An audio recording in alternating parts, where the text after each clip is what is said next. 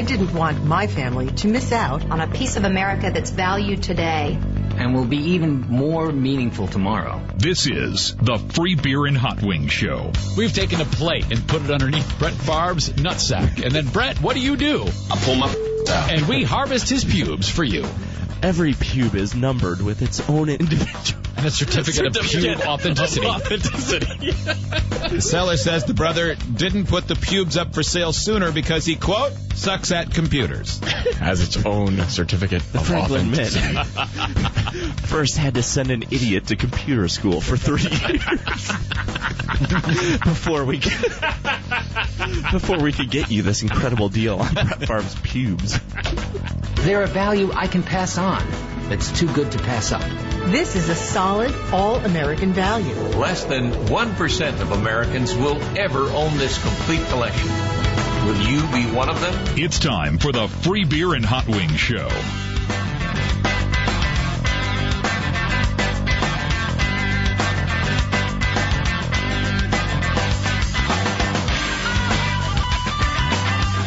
Good morning. It is the Free Beer and Hot Wings Show. FreeBeerandHotWings.com, our website. Idiots at FreeBeerandHotWings.com to send the show an email. A couple new things posted up at FreeBeerandHotWings.com already today, including what I can guarantee is the best cricket play you'll see all day today. You probably will only see one cricket play all day today, but this will be the best one. I guarantee it. That's right up at FreeBeerandHotWings.com. Right under a video of a guy that was, I don't know, showing off for his friends. Insisted he could do 10 shots in a row. It's not really clear what the shots are that he is doing, but he completes them successfully, I guess. Following up his completion is probably the unsuccessful part. That's right up at FreeBeerandHotWings.com if you want to see that. I'm sure that we'll be talking about it later on today on the show. Flashback comes up later on this hour. Also, last week we talked about Gary Busey and his weird video about how to pleasure himself with something you wouldn't expect anyone to use. That comes up next. We'll start off the hour with Zane and Joe talking last week about their terrible experiences at the YMCA. Okay, so Joe, I'm going to make quick work with this because I want to allow enough time for your story. But it popped into my head when you were talking about something happened to you at the YMCA. We spent a lot of time there doing things, trying to be the best at exercising. And yesterday was no different. I walked up to the pool deck, and my wife we were swimming in separate lanes. Now, there was no lane when I arrived, and I arrived before her, and there was two old guys in the far lanes. And they were swimming slow, but they're doing their thing. I've seen them in there before, but it didn't dawn on me as to who was who. All I knew is that there was a guy, and he was done, appeared to be, and he was leaning up against the edge. And there was no other place to swim, so I was trying to figure out where to go. And I walk up and I go, hey, and I go, can I swim in the same lane as you? We'll share. And he goes, well, I'm done. I go, perfect, man. That sounds good. Thanks a lot. How was the swim? He said, it was great. I said, okay, we'll see you around. I've seen him before. He gets out. Now, I didn't know it at the time, but in the lane next to me, there's another guy who looks just like that old man. And It didn't occur to me. So about an hour later, I'm done doing whatever. I'm just standing there kind of catching my breath. And this man pops up from the water, and I see him, and I go, hey, you're back. And I thought it was the first guy. And he looks at me like I'm crazy, and I realize, oh, no, this is another man. This is a different guy. So I go, okay, well, I got to, somehow say something to make it seem like I knew what the hell I was doing so I don't seem like a moron. Mm-hmm. But he's old, so he's already confused with, hey, you're back. Mm-hmm. And he looks at me, and I think he was also startled that anyone has even talked to him because he looked like he wasn't too good at communication. Mm-hmm. And I go, that's a heck of a workout. You've been swimming a long time. That's pretty good of you to do that. I mean, that's probably keeps you really healthy. I figured that was an okay recovery. Mm-hmm. And he goes, swimming a long time? I didn't know there was a time limit. And I go, oh, God, he thinks I'm going after it. Settle down, Jasper. There it is, and yours is almost over. Yeah. And I go, no. I was just saying that you are getting a great workout in. It must be exhilarating. You mind if I swim away? And he wanted to leave the pool, and he had to swim across my lane to do it. He didn't even further what I said. He said, you mind if I leave? Make room for me, younger. Can I be excused? And I was like, oh no, this did not go well at all. This was a complete failure on many levels. I thought I had it covered, but your inability to communicate, you dumb bastard, has ruined that. It would have been no more awkward if you had said, I bet your penis is old. I'd love to see it. So that was mine, Joe. That was mine. I did not like this stupid old idiot. Man, old people piss me off, man. Sometimes they really annoy me. Yeah, they're awful. They're so awful. Mine also happened in the pool yesterday. Gary and I were going to go swim, and he gets in there first. Well, he must take in a lot of water. He does. Just so much. Yeah, you're not supposed to swim with your mouth open. You're telling a story to the drain. Don't stop talking to the buoy. And so he gets in there first. I follow, and he's always coughing. And I start to go to a lane. All the lanes are filled up with people. God, I hate that. Single people. And so I'm like, okay, whatever, And you can get two in per lane. Yeah.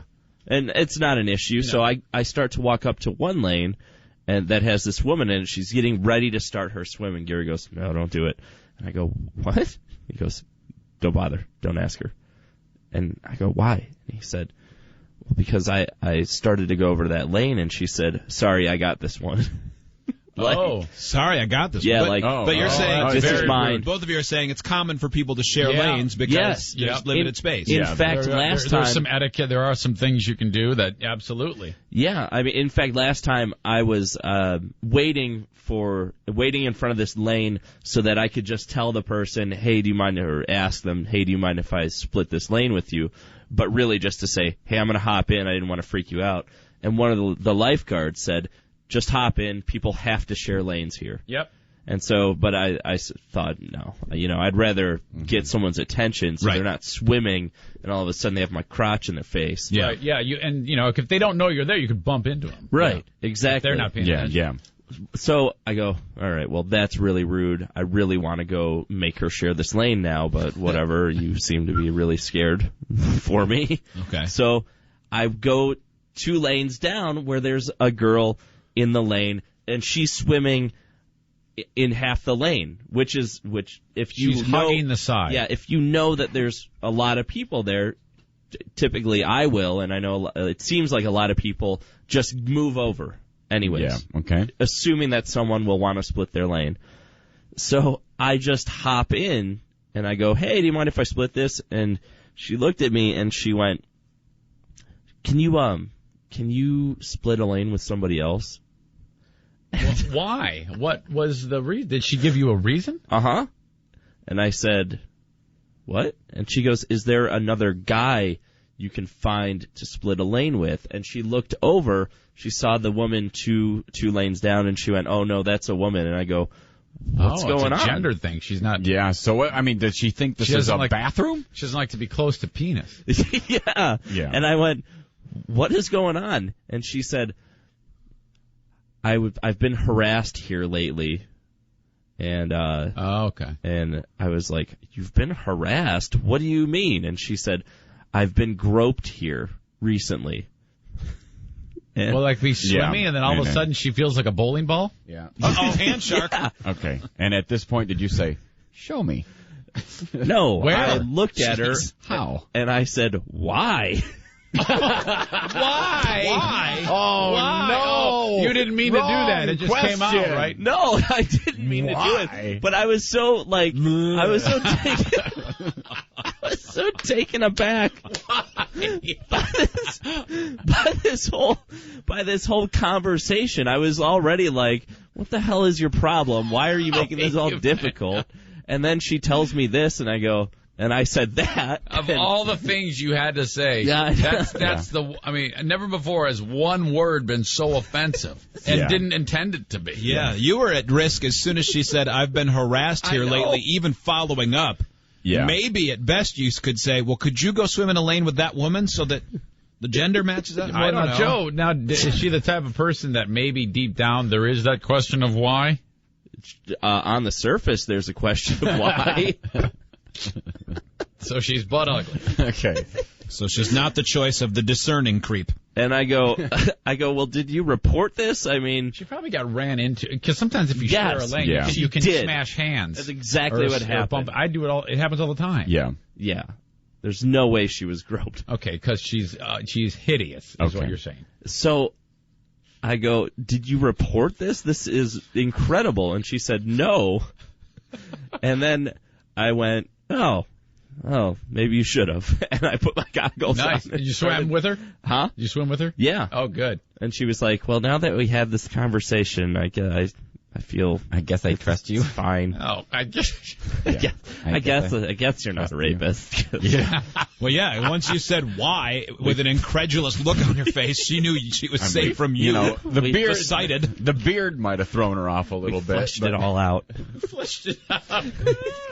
Got the rape talk out of the way. Yeah. Now that I've spoken to you, it's clear you don't want anything to do with my yap. Yeah.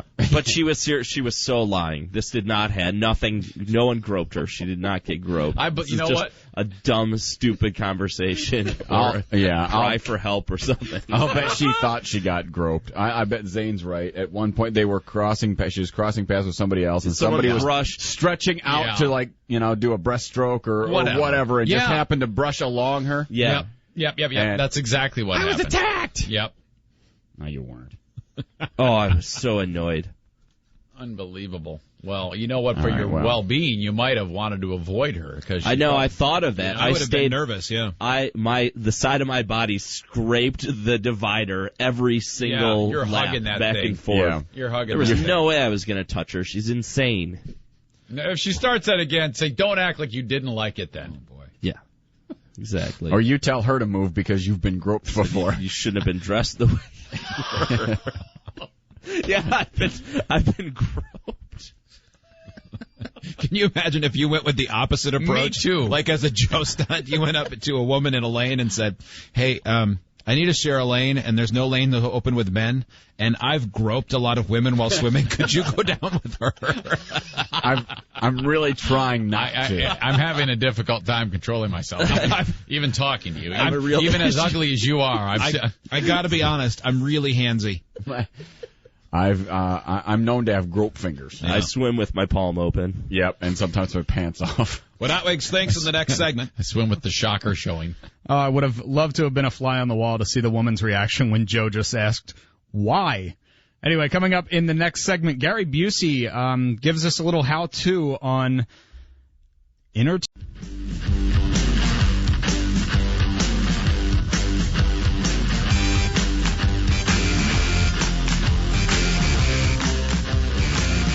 Email the show, idiots@freebeerandhotwings.com.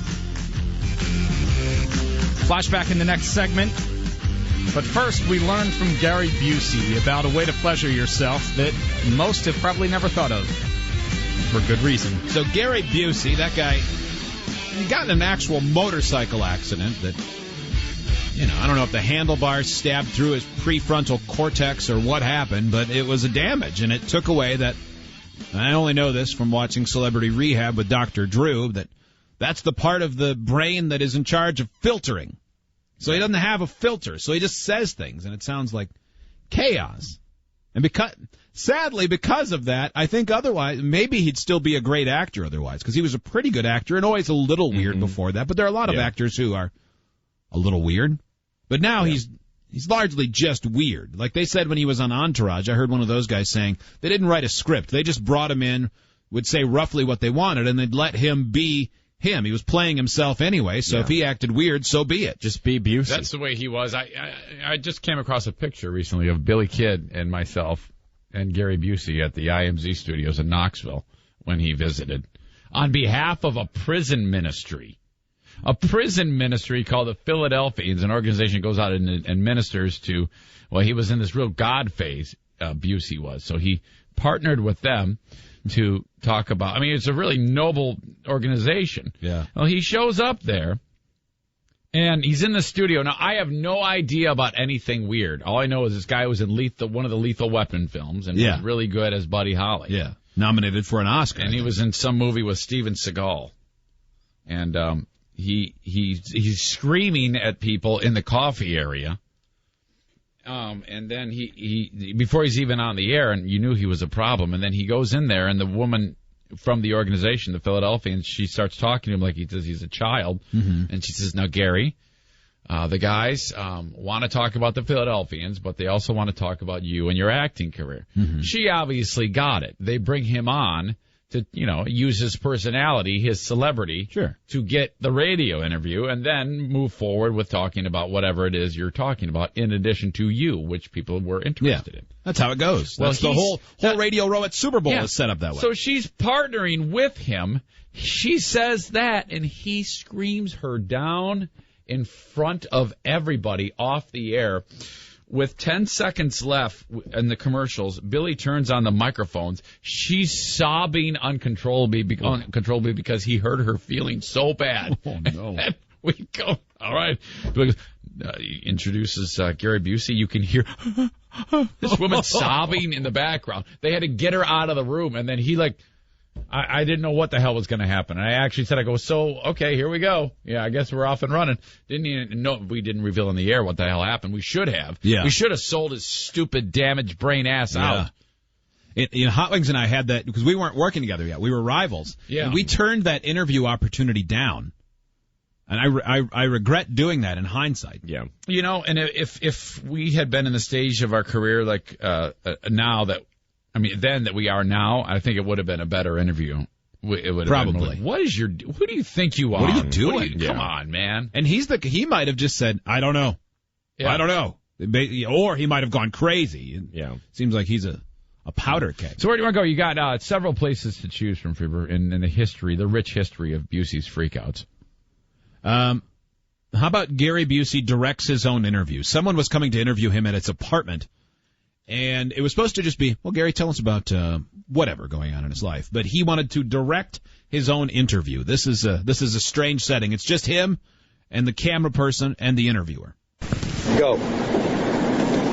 Let's see. Fear and Loathing Las Vegas with you as the policeman. How did it play out? Start over. Call my name like you just got here. Could you talk to us a little bit about Fear and Loathing? Slow down with your talking. Don't make it an interview. Talk to me like you're personal. That thing that he says, say my name like you just got here, if I remember right in the video, Busey, because they're sitting on the deck like looking out over the ocean in Malibu or wherever, and he turns away from the interviewer to act like he's been out there all morning sipping a coffee, and the guy, eventually the guy reflective. Will say, Gary, and he'll go, oh, hello. So he's supposed to walk up and go, hey, Gary. Oh, I didn't know you were here. Oh, hello. Oh, hello. I was just being reflective. You're talking. Don't make it an interview. By the way, we could use those for drops. Could you talk to us a little bit about Fear and Loathing? Slow down with this. You're talking. Don't make it an interview. Talk to me like you're personal.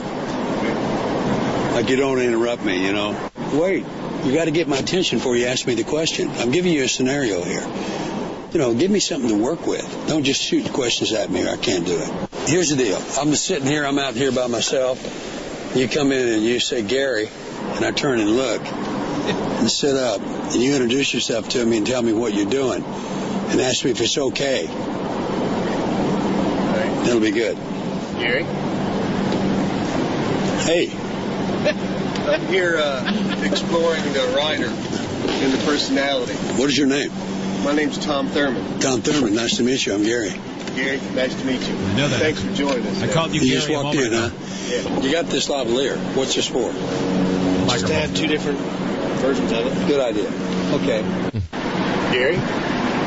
Yeah. Tom Thurman. Hey, Tom. How are you? Fine. How are you, man? I've been great. What did you just walk in? To my house. Walked in. That's the way I like it, Ambitiously meet people and be hospitable. So all of this effort to make it seem like it's, spur of the moment is ruined when he says, you just walked into my house. Yeah.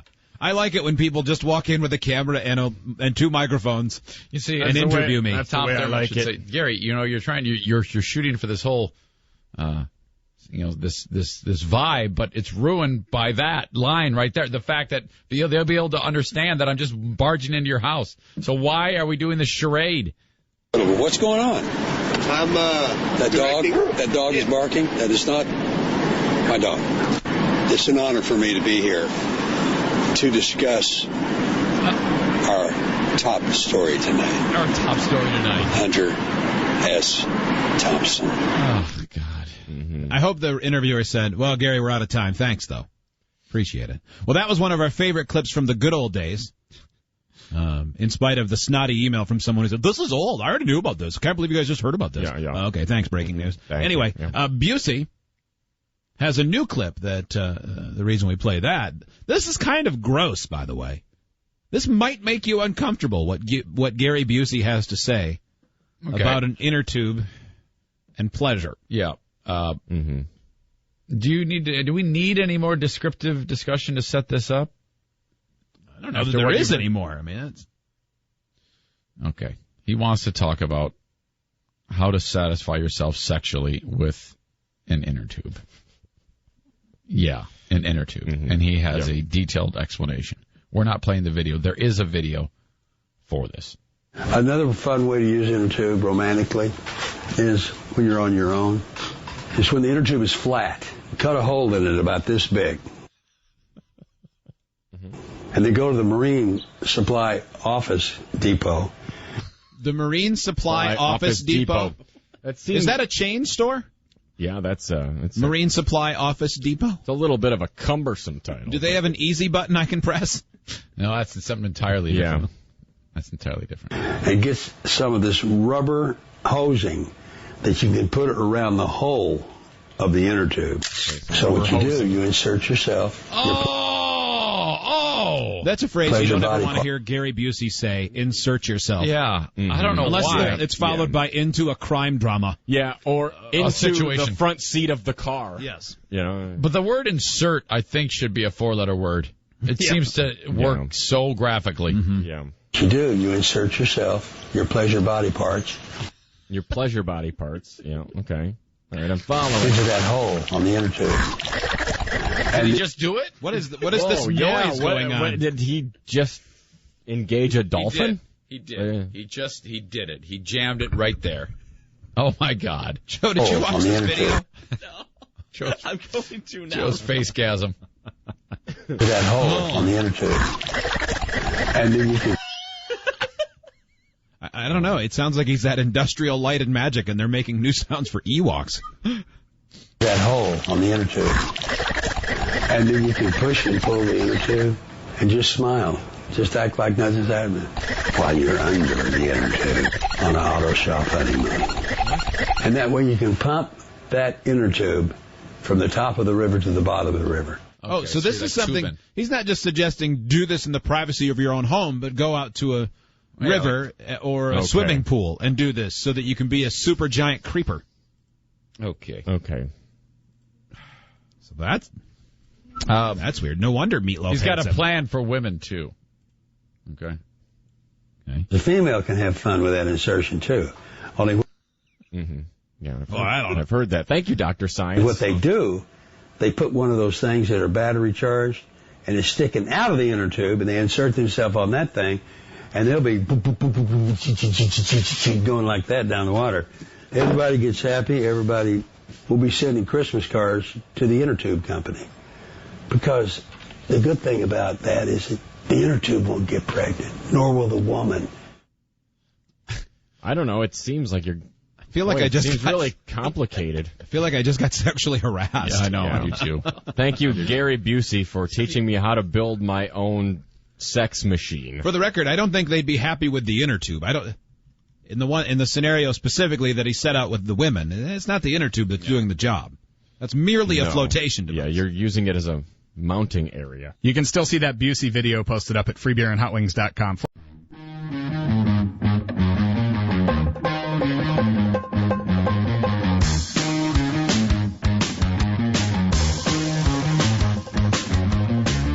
Now, back to the Free Beer and Hot Wings Show. In today's flashback, we take a look at successful men and skanky women.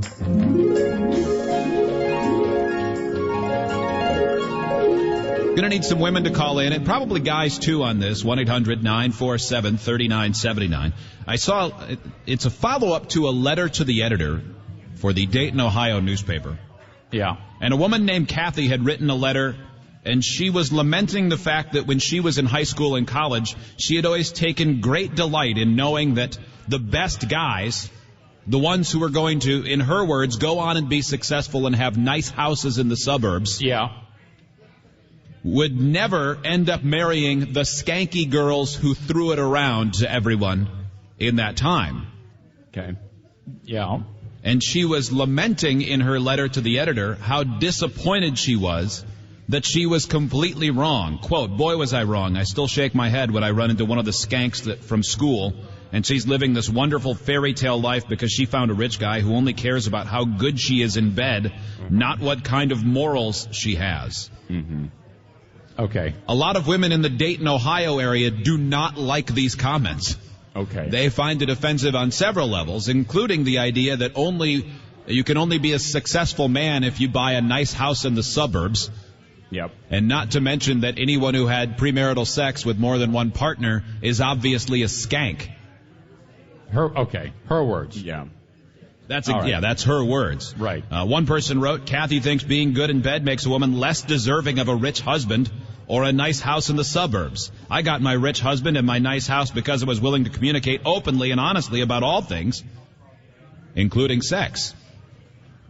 I'm just surprised she took it upon herself to actually write this letter. Who the hell has time to do all these things? Somebody who's ugly bitter. girl. Yeah, an ugly girl who's bitter. An ugly girl with 19 cats, 15 litter boxes, and a tear-stained pillow covered with sadness. Yep. I think there should be a new policy for nation's newspapers across the world, online or in print or whatever, that you have to submit a photo with every letter that you write. You have to, or else it doesn't get, so that this is the person. Because if you're going to go ahead and take shots like that, you need to have your picture available so that the world can take shots at you and judge you. Yeah. Mm-hmm. Although not having a picture hasn't stopped us. Because I believe we're right. Pretty easy. Let's go to the phones. Carrie in Kalamazoo. Carrie, you're on the Free Bear and Hot Wings show. What do you think of this? Oh, jeez. I don't think you deserve or don't deserve something just because of how many times you slept with people. Okay. I was a skank. I mean, both fingers. Yeah. How many times I've done it? I don't keep track anymore, but I have a nice house and a nice husband. Okay. Because I'm a good person. Wow, hot. Just because I have a lot of experience shouldn't make any difference. I mean, I have a nice house because I work hard, and so does my husband. And Are you saying then that because you were a skank early on, those were your words, that your skanky ways gave you wisdom, and you learned a lot? Yes, exactly. Gary, can I ask you this? Have you ever said to your husband, "Now, hey, Bill, you know I was a skank, right?" Would it ever be that? Yeah. Would it ever be that blunt? No. No, okay. Well, he knows. Okay. He can smell you. I love this one. I do too. This is a great listener right here. Yeah. She epitomizes everything that we want in a great listener. Carrie, thanks for calling. You are amazing. Yep. Call anytime, you filthy skank. Yeah, I'm sure he realized right away that the snugness level wasn't where it could be. Wow, it's like I'm throwing a pickle down a hallway. Good thing you're a nice person. But at least But you're really sweet and nice. Yeah. Maybe when you have a baby, the doctor will give you some courtesy stitches. I like the... What? That's too much? What? What? That was a surprising reaction. Too much. Oh, boy. That's what pushed you over the top? Well, we have everything here, Freebird. We have beer, we have food, we've got debauchery, we have strippers. They're here, Freebird. So I don't know. Yes, from Fantasies of Traverse City. Good. I knew we were going to get HD meeting going for pretty soon. Yes. For the right reason. So please, no stripper comments from you. That would be terrible. Telling me not to only makes me want to do it. Wait, don't do that, please. Wait until we leave. Wait till Monday. Then it's stripper time. Let's see. Jason calling from Tennessee joins us. Hi, Jason. What do you think? Hi, I consider myself a success right now in my life, and I am by no means own a house in the suburbs. I'm a blue-collared factory worker, but I put my family, my wife, my kids first, and as long as I'm providing for them, I consider myself a success. Yeah, I think that lady's definition of success being nice house in the suburbs is pretty offensive, because I know that would label my family not successful, and I had a great childhood growing up. Jason, Jason, I think the important question is, did you marry a skank? Yeah. No, just a Waffle House cook. Oh, there you go. Okay, so yeah, that's true. So it did prove that lady's letter wrong. Yep. Yes. Thank you, Jason. I think Jason's perfect, because I think success. I mean, there are people who can look at you and decide if you're a success, but they don't know anything about you. No. I mean, if you're some guy driving a nice car with a lot of flash money and you live in a nice house, you still may be miserable. Mm-hmm. Yeah, absolutely. Definitely. It doesn't mean anything. You can be like Jason, which is the total opposite of that, I'm sure, in every way. And be a success, according to him. As long as you're happy. Mm-hmm. I mean, Jason is happy living in a car. We heard it. Yeah, exactly. And it's all whether or not you're happy. Yeah. He doesn't need to live in the suburbs. Mm-hmm. No. Justin joins us. Hello, Justin. Hey, how you doing? Good. What do you think of all this? Good. I think it's a little bit of a case of clique warfare here. It's like the ugly chicks only see the skanks that were successful because they married those rich guys, and the skanks that did marry those rich guys are upset because the ugly chicks pulled it right and they married those rich guys. Do you think they married them because they were skanks? No, I think that the ugly guy. I'm sorry. The rich guys married the skanks because they're skanks, or the skanks married the rich guys? I don't know what the hell you're talking. You're confused. You're out of We're here. confused. Get out of Whatever. Man, I know one thing. That guy's not marrying anyone. No. Yeah. No. Go marry your mother. Be more concise. Go marry your mother. Get your thoughts together. By the way, see, that's how we turn on people. It's that quickly. As soon as you lose us on the flow chart of your story, you're dead. Isn't it funny that the woman who called and said, "Look, I'm a skank and I have a nice house," she gets all A's from us, and the guy who called and tried to break it down with his stupid big brain gets told, "Shut up and marry your mom." Yep. Thanks, flowchart. This is the way life is supposed to be. Mike? Yes, how are we doing, guys? Good, welcome. What do you got? Just out of curiosity, we don't have a great house, and we're certainly not rich. My wife has slept with 10 digits worth of people. Or, excuse me. 10 digits worth of people? What? 10 millions of men? Whoa. All right. Yeah. No, like, what do you think, like 90 or 100? Yeah. Yeah. No, she slept with double digits worth of people. Okay. Now, do you consider that promiscuous, or is that unacceptable? Well, I don't know. It depends. Is she 18 or 40? Yeah, what's her age? Yeah, good call. She's 28. She's 28. Oh, boy, right on the window. Yeah, that's Is she more than 20, less than 20? No, she's less than 20. I'm over 20. Okay, She's that's under not 20. bad. I think we need additional info. Has she ever coughed and had a cigarette fly out? No. Or something else? Yeah. Have you ever found something like a treasure hunt? Yeah. Can you describe her coughs as viscous? No, she has hardwood floors and she keeps everything clean. Okay. Thank you, Mike. All right. I don't think she's a skank. Like if, the first time you two were together, you found out that one of her ex-boyfriends played football and was on the honor roll because you found his class ring in the bed. That's a problem. Oh, my God. Wow. Yep. Okay. All right. Jackie joins us. Jackie, what do you think of this? Becky. Okay. Becky. Becky. It's not your fault. Actually, that's how Nader Tot thinks Becky is spelled. Jackie. Worst speller in the world. Go ahead. That's a skanky name. Okay, go ahead. I can't believe how catty and petty women can be and have time to do this. Yeah. It's just ridiculous. I grew up in the suburbs. I would never want to live there. My husband has a good job. We have a nice house in the city. They're just jealous because they see, former skanks like myself walking around rocking 8-inch heels still. Okay, so Becky, you are also an admitted skank, you say? Probably not quite as high on the charts as some of them, but enough. But you were. So you were at least, on the scale of skank. And back in the day. I'll just say don't make fun of strippers. It's not nice. No, we wouldn't do that. Absolutely not. No, especially today since they're right in front of us. Mm-hmm. Looking at me as we say that. Yeah. Okay, well, see, it's a good job. It is. So you are also a stripper then? No, well, former. Former stripper. Nice. Okay. Have you kept yourself up? Yeah. Are you saggy or? Is this... Oh, no. Okay, so you're still looking good. Okay. Excellent. Well, I think so. I have a question. Yeah. For Becky and for the guys and for everyone. Can you be a stripper or former stripper and not be skanky? Like, do those go? Like, would you say that you were skanky because you were I agree. a stripper? I would have to say it was a pretty high-class one. Okay. I think they all are. Every one of them are high class. Every one of them. Yeah, I do too. That's one of the toughest jobs in America. They are the backbone of the country, my God. Yeah. Sure, jackass. I don't think you have to specify you're the skank. Yep. All right, Becky. Thank you very much. I didn't hear a word you said. No. Because I saw 10 pair of eyes looking at me. Well, I can't. I know that question was a good way to defend them. Oh, nice job, Freebeer.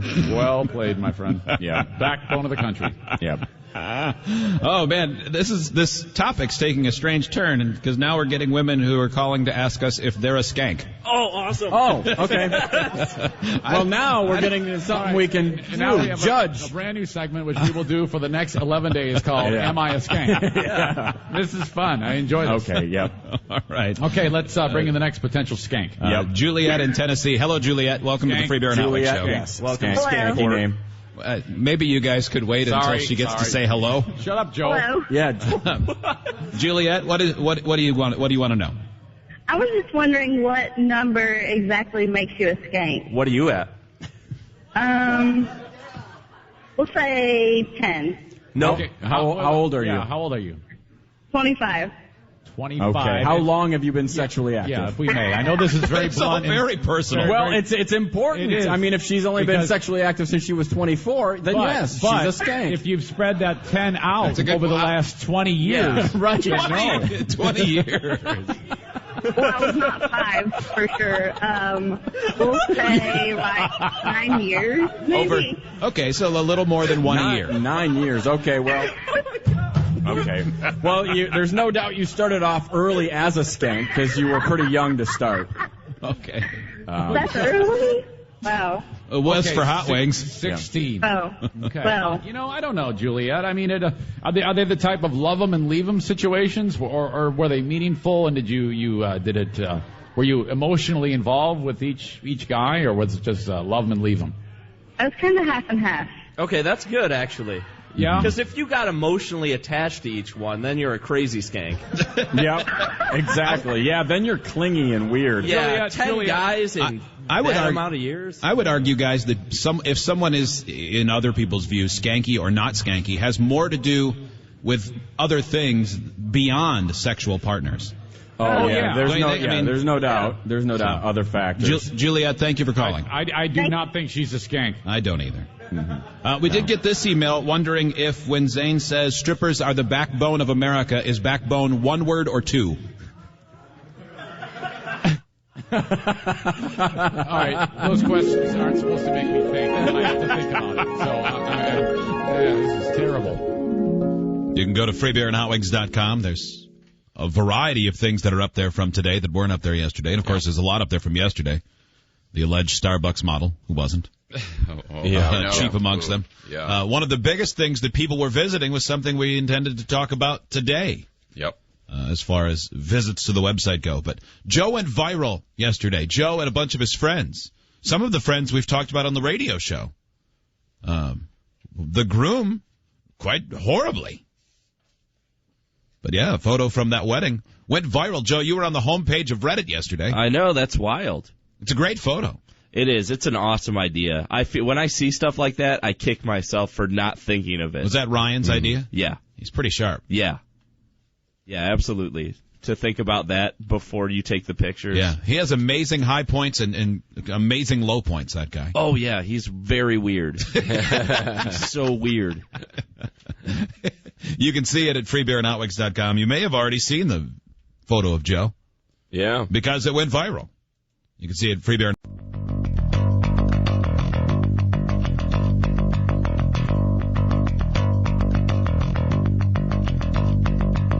This is the Free Beer and Hot Wing Show. The discussion was really, crude, disgusting. Why can't they get some nice music on? With free beer. He's smart. Hot Wings. He's fun. Eric Zane. He's got a sense of humor. Producer Joe. He's got standards, believe it or not. And Steve. Anyone with a voice that deep as that got to have a big dog. It's time for the Free Beer and Hot Wing Show. Oh, my.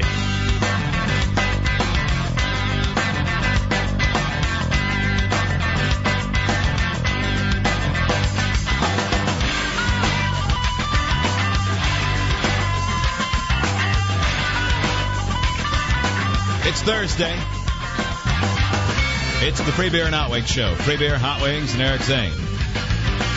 Two producers, Joe and Steve. Variety of interns here to screen your phone calls. You can jump in right now.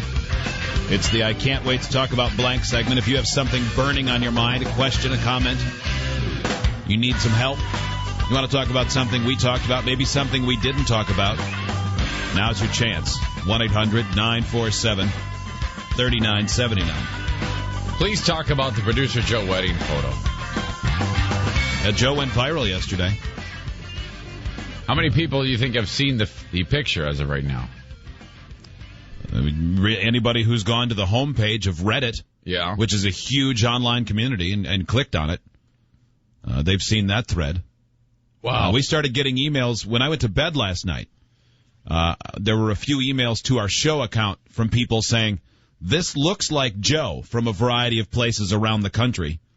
Yeah. I saw one from Lansing and one from the Tri-Cities of Washington. And it said, this looks like, and they weren't sure. There were people saying, this looks like Joe, but maybe it's not. And Joe, it's from a wedding you were in with your friend Ryan, right? Yeah, in September. And you just, obviously, when you were doing the photos before or after the wedding, they said, hey, let's run like we're freaked out, something's chasing us. Right. Yes. I think you actually had posted this photo minus the dinosaur as maybe your profile photo or something at one point? Yeah, Ryan had. Ryan posted it pre-T-Rex. Okay. And everyone's got a scared look on their face. and they're looking over their shoulders, except for the dude with the sunglasses. Except for Paul. He's smiling. He couldn't hold it together. Yeah. Who is the dude when he's someone when faced with death, he laughs. Yep. He laughs in the face of death, Is Joe. that Ryan with the dumb shoes? Yeah. Okay. That's Ryan with the dumb shoes. And then put into the picture, the last finished product is a gigantic T-Rex. And everybody's apparently getting a kick out of it in the world today. The crazy thing is the power of Photoshop. That photo looks more realistic than what was the greatest special effects movie of its era, Jurassic Park. Wow. Yeah. It's true. It's true. There's somebody who's dumb who's going to look at that and go, oh, my God, did they actually go to Jurassic Park for the wedding? That's amazing. Wow. And then, of course, because it's the internet, the comments on Reddit are, why are they running? T-Rexes, they see by movement. Seriously? You don't run. Didn't you see Jurassic Park? Yeah. Oh, my God. They're breaking down the details realism of a farce photo. Well, I hope that turns into a meme and people start putting different things behind you. I do, too. What? Our listeners can do that. Yeah. They're excellent at Photoshop. Yeah. Those terrible photos of Beyonce, maybe one of those behind you. Joe, can we post just the photo of all of you without the dinosaur so people can have that to work with so it's a little easier? Yeah. I mean, obviously people could Photoshop the dinosaur out. Yeah, I'll get that to Steve. Okay. That'd be pretty fun. Maybe we can help grease the skids on a meme. That is so meme. You're right. We're very meme. That is potentially very meme. Steve was very upset that went viral on Reddit on their homepage, and it didn't go through our website because that is 1 billion web hits that didn't come to freebeerandhotwings.com, which is a very good point, mind you. Yeah, we could all retire if that had gone through our page. Oh, damn it. Everyone but Joe. Joe, you don't get a cut of web. You're out. So you have to keep coming in, but the rest of us made $1 billion off you being chased by a fake dinosaur. Yep. That's okay, right? I'm sure the photographer would think so, too. Yeah, exactly. He's the one who's really getting boned in the whole deal. John in Nashville joins us. John, it's the I Can't Wait to Talk About Blank segment. Whatever's on your mind, go ahead. Hey, how you doing this morning, fellas? We're good. How are you? Love the show, man. Love Thank the show. Proud member of the Blommy. Just had to let you know that. Thank you. Nice. And I wanted to know, with Joe being such a movie buff, I don't understand how when they take books and they make them into movies, why do they completely change everything? Like, I understand you can't put all the details as you put in the book because you can't explain everything, but, like, when they completely change the endings or they just don't have stuff in there that wasn't in the book, or they add extra stuff. I don't understand it, and maybe y'all can explain it to me. John, which one are you thinking of? Do you have one in mind, or just in general? Like, I just finished reading Percy Jackson with my kids, and I'm like, oh, let me check out the movie, and it's, like, completely different. You know, and it was like, how do they do it? And I didn't read the Twilight sagas, but I heard, like, in a lot of the movies, they changed, it was different from the books, and I just don't understand why do they do that. I read the book, and I want to see what was in the book visualized. I don't want to see a whole completely different ending, you know? Joe, I'm with you. Are you familiar with Percy Jackson? I'm not familiar with that, but I know sometimes it's test audiences. Sometimes a book... They won't like the ending. Yeah. Yeah, well, sometimes like in Fight Club, he dies at the end. He does? Dead. In the book. In the book. Test audiences didn't like that, so they kept him alive. Stuff like that. Yeah, and sometimes they change it because they think, oh, this is going to be a really good movie, and people are going to connect with the character, and we want to make another movie. And if we kill the guy, we can't make another movie. Boy, Fight Club 2 with Aaron walking around with a giant, whatever his name is, with a giant hole in his head would have been a real bummer. Yeah. Right. Some authors make sure that they can't Thank you, John. F with the movies. Yeah. Yeah, it comes down to what everything comes down to. Money. That's funny. I didn't know that about the book, because I always thought that was kind of a flaw in the movie. Where like, okay, wait, he just shot himself through the head and he's fine? Massive flaw. That is a cool scene, though. Yeah. Watching that bullet fly through his face. Like, how's he alive? What a great movie that is. It is. It stands the test of time. That was one of the things that was surprising about the girl with the dragon tattoo. When I read that book, I thought, well, there is no way they're going to be able to keep... There are so many things that happen in this book that tie into the overall storyline, but that for a movie, they could do the movie without. And they kept nearly everything in. The only thing... They changed a little bit of the ending. Yeah. And I won't say what, but what they changed was insignificant. It didn't matter. You know, Game of Thrones, same way. You know, I didn't have to read the book. Minor stuff. Yeah. How far did you finish that first one? I finished the first one. You did? You ripped through that thing. Yeah. It takes me forever to read those. It was, I got into it. A book like that. Did you buy any more? No, not yet. To? Not yet. You think you will? I'm going to. Oh, yeah. Okay. Yeah. To what John was talking about, though, with the girl with the dragon tattoo, because they made the movie. And then there's obviously 2 more books in that series. Yeah. And there's 2 more. They're planning to do 2 more movies. But I had read an article, I think in Entertainment Weekly a while ago, that said they're going to have to dramatically adjust the storylines from the books. And this may be a spoiler alert if you're planning to read the books or whatever. But in the books, there's significant amounts of time in the second and third book where the female star, the girl, is not really a big part of the story because of things that happen. I'm not going to say what happened. But because of that, in the movie, since you kind of build the franchise around this female heroine.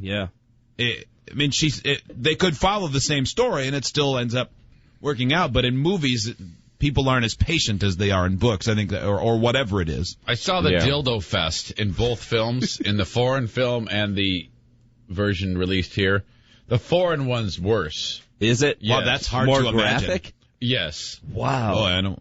Yeah, and his treatment of her, of the bad guy, is more graphic, and what she does to him is absolutely more graphic, in my opinion. Wow. Well, in the book, it's certainly more detailed, so that's not surprising, I guess. Boy, that was something. I didn't. Yeah. Because I didn't read that. You can't say yeah when I'm describing that type of this terrible scene. You can't go yeah. That happens a lot with Joe. The more terrible something is, the more likely it is we'll hear some kind of a noise that denotes sexual pleasure. I don't remember what the last thing was that we were talking about when that happened. I remember that, it was a couple of weeks ago. It wasn't that long ago. We actually pulled the audio. Oh, that was Who, What, Where, wasn't it? Yeah, you were turned on by Hot Wings answering incorrectly. Oh, that's right. That's right. So, wait, what? Not quite as bad as this particular case. A brutal, awful scene. Inappropriate sex moan times with Joe. That might be a stunt, too. There's a live Joe stunt tomorrow. Yes, that's right. That will be taking place. Okay. It's not producer Joe's untimely sex sounds, but that is clearly going to happen in the near future. Joe has to moan and nearly batch every time someone hands him change.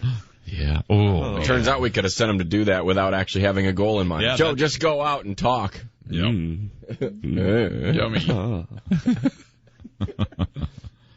Tomorrow, Joe will be going out. He will be the producer Joe amateur trainer. At the gym, helping people out with their form and some helpful advice. So, his pep talks. Does he have any personality flaws that will make it difficult for those who are receiving the treatment, do you think? I would say inherently. Yeah, I was born with them.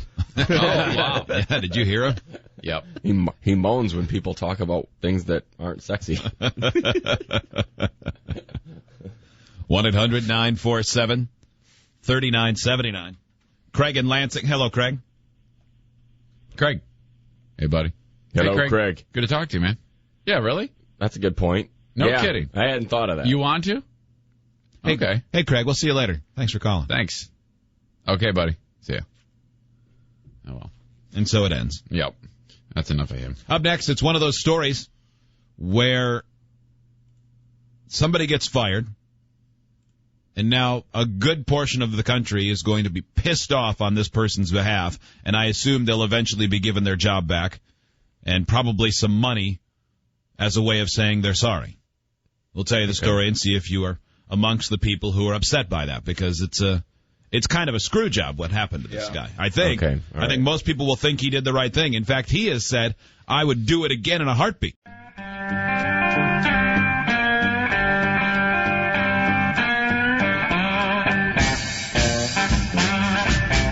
Email the show, idiots@freebeerandhotwings.com. I made my name in Depression-era America. Hot Wings. I'm going to go Capone. Incorrect. You're out on this round. Oh. Joe's super turned on by that moment. Facegasm. Hey, Joe, or Steve, anybody, take Joe's facegasm for last week and his creepy from moments ago. We can start a Joe orgasm montage. Joe could have his facegasm to his own exclamation of, yeah. Steve has posted at freebeerandhotwings.com. Steve, where do they find it if they want to find the original photo without the dinosaur, without the T-Rex in the background? If you just go to the first post where the dinosaur picture is, just read down. It's linked in there. Okay. And then you can Photoshop whatever you want behind Joe and the rest of the wedding party. And if you send that in to us, we will post. Will we post good ones and bad ones? Of course. Perfect. That means we can post some. Yes. Exactly. 1-800-947-3979. I'm in a glass house on that one. I don't even know how to do Photoshop, so maybe I should shut my face. You're yelling at yourself, man. Quit yelling at that guy. Yeah, sometimes he's got it coming. Top of the hour. Couples addicted to some things together. This led to a reminder of a Joe stunt that Steve was really anxious to be a part of when we talked about it yesterday in the office. And boy, I can see from your reaction right now, still pretty fired up. Joe, you must have forgotten about this one too. Otherwise, you'd have made this one happen. Yes. Yeah. Okay. We'll tell you about that at the top of the hour. Caesar Zakahi, I think I'm pronouncing that right. He's a custodian, he was, in the Stanley County School District in South Dakota. For background, Caesar is an Air Force veteran. He is someone who was, his quote, born and raised in South Dakota, a disabled vet, and he didn't like something he was seeing. And his reaction to that has gotten him fired. You didn't like it? Something you saw at the custodial job. At his school. Okay. He had repeatedly seen a female coworker take the flag down from the front of the school, crumple it, and toss it in the boiler room. Okay, part of her duty was to raise and lower the flag, and that's where she'd throw it? Okay, so she was not doing it... Not folding it appropriately. Appropriately. I thought most schools did it the way our school did, which was... It was like some of the kids would get to take turns learning to appropriately fold the flag, and then that would be their job, and it would sort of teach responsibility and maybe that's what it started with patriotism, and maybe she didn't like doing it, so she'd just go in and grab it. Yeah. And go, okay. Yeah, I guess. In there. But he didn't like that, and he had asked her to stop doing that. Okay. Yeah, okay, see right there. Wouldn't do it. Okay. So he took photos of the crumpled flag and posted them on Facebook over the weekend and said, this is what my coworker, and I don't know if he gave the name or what, but it was linked by enough people that on Monday he was fired. He caused an uproar. He got fired because his fellow custodial person did that. He had complained to his superiors at the school before that, saying, hey, I don't, as an American and as a veteran, I don't like seeing that flag thrown in there like that. I want it to be taken care of. They ignored him. The lady ignored him. So then he went to Facebook. In South Dakota, defiling the flag as a misdemeanor can get you up to 1 year in jail and a $2,000 fine. Is that a defilement? Wow. The actually just handling it abruptly and throwing it down? Yeah. I think. I mean, certainly I don't know. It goes against the standards I learned when I was a kid. Okay. Don't let it touch the ground, fold it properly. So has that person gotten in any trouble in addition to dude getting fired? Not according to this. Okay. His quote, I was born and raised in South Dakota. I'm a disabled vet, and I would do this again even though it cost me my job to stop the disrespect of the flag. Okay, he's all about that. Okay, he's willing to lose his job, and he did. He lost it. And the reason why they said that they fired him was because it was sensitive school stuff? I guess. That's weird. It all seems strange. It seems like they're in trouble to me. The school? Seems like it. Well, they're going to get some backlash. They'll get question. Backlash. Legally, they're probably not. No, I think legally they're fine. But you know how it is with an organization like that. Oh yeah, sure. If you mess with the flag, that's pretty sacred. Yeah. You'd think, but people are such idiots. I can't believe she said, okay, now hard and fast, this is what I'm going to do. Yeah, most people, if that happened, like if you were the one doing it, you'd have one of two reactions. A, you'd say, oh, I didn't know, because maybe it's possible you didn't know how disrespectful that was. Or B, you'd say, oh, okay, yeah, you're right, I should do better. Or, hey, okay, well, would you do it? Because I'm too lazy. Yeah, I mean, to just blatantly ignore it, So is that where the story can't just end there? There has to, as the days unfold. I mean, how long has this been going on since the story's making the rounds now around the country? Yeah. So he got fired on Monday. So on Monday, it's probably too early yet. But now it's showing up in the Associated Press and stuff like that. Oh, so that means the storm. And I'm sure there's tons of veterans groups. Oh my gosh. Everybody else who's going to be pissed off. For sure. And this is the kind of stuff that different groups like Anonymous jump onto in 4chan. Yeah, absolutely. Yeah, pretty soon, some teacher is going to have all of his medical and economic records published because he works at that school. I hope not. I hope it doesn't happen either. I do like it always goes too far, but you get justice groups and veterans groups, banging on the door. That's okay. Trying to raise hell. Yeah. I mean, what was the South Dakota community called again? What city was it? It's Stanley County. I don't know what. So I think it's near Sioux Falls because the story was in the Argus Leader. Is it okay? And apparently, I still remember that the newspaper in Sioux Falls is the Argus Leader. All right. Well, I wonder if the local TV is on it because that would be a big story. God, I can't believe that. Joe, Tim is upset with you. Joe? All right. Joe, buddy. Hey, check in here. Tim is upset with you. Oh. The main character of Fight Club did not die at the end of the book. Did he not? I just reread the last chapter. All the bullet did was tear open the other side of his mouth. Joe is a stupid F. Oh, okay. Oh, man, yeah. Okay. Well, you've been told. Jeez. Okay. I guess I misremembered. You have been told. I guess you'll be more careful next time. I guess I will be. Yeah. Yeah, none of that crap, Joe. How did you get it confused then? I don't know. I read the book a long time ago. I remember him dying. That was your interpretation. Yeah. Do you think you were confusing it with the Bible and you were thinking of Jesus? Maybe. Let's go back to Jesus doesn't die though. Let's go back. It did for a minute. Back to Joe's. This is just moments ago. His treatment of the bad guy, is more graphic, and the what she does to him is absolutely more graphic, in my opinion. Wow, boy, that was something. I didn't read that. You can't say yeah when I'm describing that type of this terrible scene. I regret talking at the same time that he did it. I think I stepped down quite a bit. I didn't. Yeah. Because I didn't read that. Okay. Damn, man. Jeez. Still infer intent. Oh yeah. I didn't. Yeah. Because I didn't read that. I know, but if we're trying to make Joe's face gas a montage, and that's going to mess it up. I wish there was a better way to mic. Because I didn't read that. Better way to mic Joe licking his teeth constantly. Oh, yeah. When these things come up. Yeah. We'll just supplant that. Yeah. In a half hour, it's something you can do with your significant other. I don't think you'll want to. This couple does. They do it a lot. Several times a day. Oh, you mean anal? Pretty close. Yeah. Actually, in this case, yeah, it's actually really close to being accurate.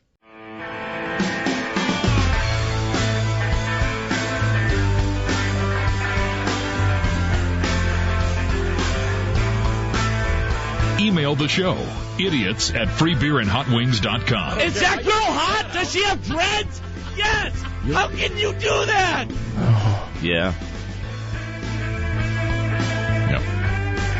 Gosh, if you just hear that, it seems like Joe's a psychopath. You'd be a tough guy to argue with. How can you do that? If there's ever trouble in paradise at the home front, please don't yell at Ellen like that. Have you ever raised your voice that badly to Ellen? That's most days. Really? No. Oh, I was gonna say, man, I wouldn't think so. I would be. Anyone would be defenseless. How awkward though if Joe had said, "Yeah, why?" Oh, yeah, all the time. How can you do that? That's how I grew up. How can you do that? I had some friends who grew up in that, because I'd be staying overnight at their house the one time I ever elected to do that. Yeah. Is that girl hot? Does she have dreads? Yes! Yeah, I can see you yelling like that out of anger here. At home, I can't see you ever yelling like that in anger. I see you yelling like that when there's some sort of weird, dumb distress. Nicky! Yes. Yeah, there you go. Yeah. Nicky! Like when the smoke detector won't stop going off because there's smoke in the room. Is that girl hot? You just beat it with a broom and start yelling. At the end of that, when you yell yes, I feel like the United States should be beating Russia in hockey in 1980. Do you believe in miracles? Yes! So, Steve, do it. At some point, it's all Joe Yell Day. That's all this is going to be. At some point, you got to have Al Michaels saying, "Do you believe in miracles?" Yes! In a moment, Joe, you forgot the ending of the book about Fight Club. Yes. Was it called Fight Club, the book? Yeah. We have 7 ways to improve your memory. Not just yours, but everybody's. We're all going to improve. But there was a report I read yesterday. Xbox 360, I think it came out in 2004, 2003, maybe 2005, somewhere in that ballpark. Okay. So now it's, as far as consoles go, that and the PlayStation 3 are both getting up there in age. Typically, the companies would release the next version, the next generation with all their improvements. I think that's more difficult now because they've come so far. I mean, the jump forward in some cases was so big from one console to the next, but now it seems like it's going to be smaller. But here are some rumors about the new Xbox that's coming out, and at least one of them I think will be really disconcerting to gamers and an entire section of the video game industry. This could be to Blockbuster what Netflix was. Okay. All right. Or could be to video game companies or these stores what Netflix was to Blockbuster, I should say. I see. The new Xbox gaming system, which apparently has been codenamed Durango, will require an internet connection to even use it. All right. And they say the biggest thing that people are talking about, well, first of all, it's going to use Blu-ray discs. Will ship with a new version of Kinect. Kinect 2.0 is what it's being called. And it will hold an AMD 8-core CPU that runs at 1.6 gigahertz and 8 gigabytes of DDR3 RAM. That's I'm not going to lie. That's where I don't know what most of that means, but it sounds impressive. At that end there, when you throw, obviously the operating is working fast and it has a lot of storage, and that's I think what that is referring to. Yeah, and that's all. That's from a gaming standpoint. That's what you want. Yeah, so that makes sense. But here's the kick in the balls. Games for the new console will ship with a one-time anti-used game protection, where basically one of the reasons you have to be connected to the internet is so you enter in your authorization code or whatever. Once you do that, that's it. So you can't resell the disc. You can't give it away or sell it through eBay or whatever else. Okay. I'm surprised they even have hard discs. I mean, actual hardware. And maybe or software. Yeah. I mean, actually, where you go and buy a disc. Yeah. Yeah. I wonder what happens if, the old Xbox 360, the one everybody has now, you get that ring of death. So if you start over, does that mean that you're then screwed? Or it must be registered through your Xbox account, your Xbox Live, so that if you log in on a different system, you can play the actual hard version of the game. Yeah. Mm-hmm. Yeah, maybe.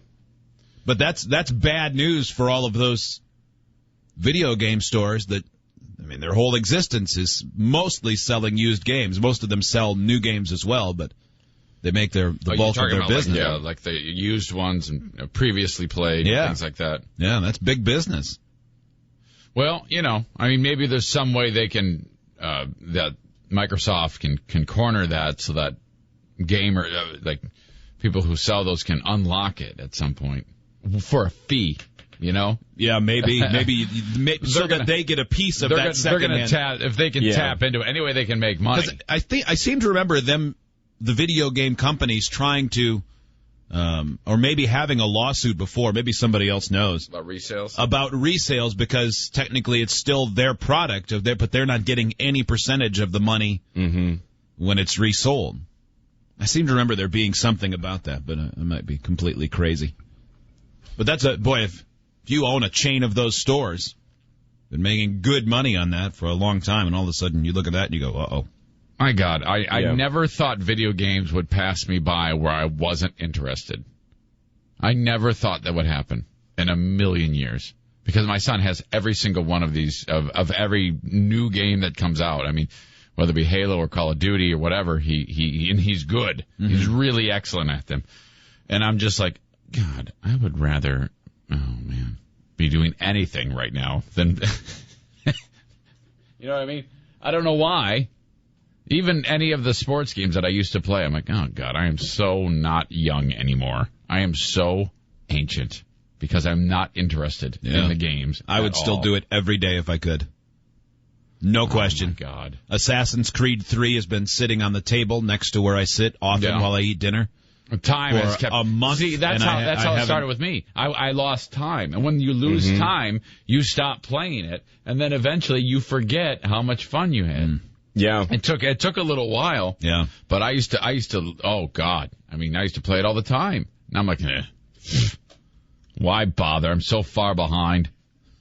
And Jim is so lightning fast, it's ridiculous playing anything with him. You're just shot in the face before anything happens. Yeah. Mm-hmm.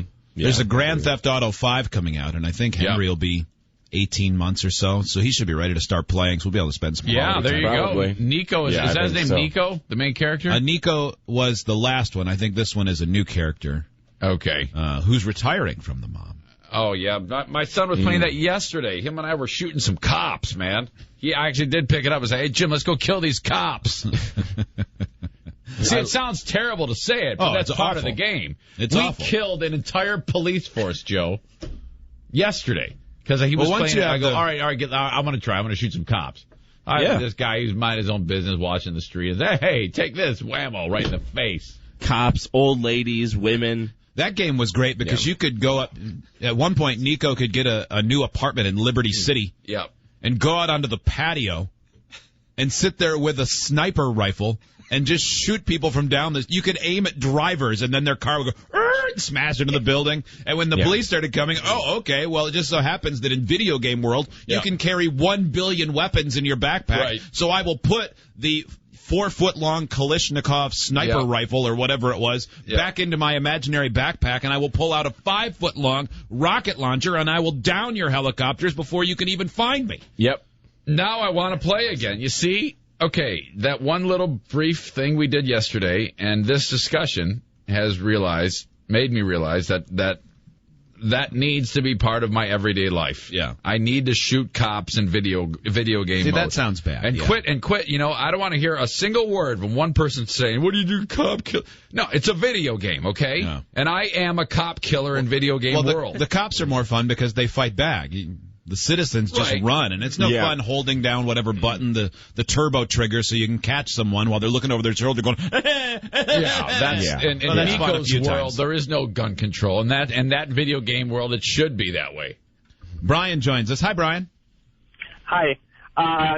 First off, about Xbox and PS3 being the last consoles, you were wrong.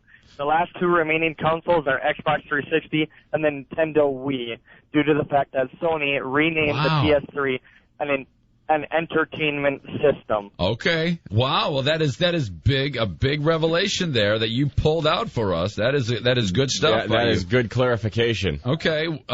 Second thing, Grand Theft Auto 5 has 3 playable main characters that work cooperatively and then separate on their own throughout the entire game. Yes. So you can switch off at random, and they're all off doing their own little things. So when you switch up to a guy, he's not just standing there in the middle of the street where you left him. He's out shopping or stealing cars or cooking meth in his trailer park house. Okay. That is another good point. Is there anything else that you'd like to add, my friend? Not really. Okay. Will you be our official video game nomenclature expert from now on? I do not feel good about calling something that was a console, even though its design didn't change, but they changed what it was referred to. That does not make me feel good. Okay. All right. Okay. Thank you. Put it in your mouth and shut up. Yep. Okay. We don't make this up. Good luck on your future of never having an actual job. I thought you guys were at first. I'm like, is this real? No. Yeah, it's real. Yeah. It's real, all right. Justin joins us. Hello, Justin.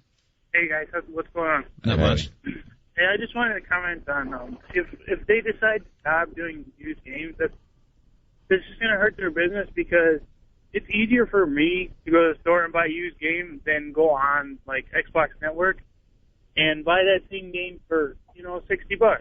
Well, right. Let me play devil's advocate though. You say it's going to hurt their business. It's going to hurt. If you're Microsoft or you're the makers of some of these games that you're talking about, whatever the companies are, they're not getting any money when you buy it secondhand. Yeah. So their business is going to be identical.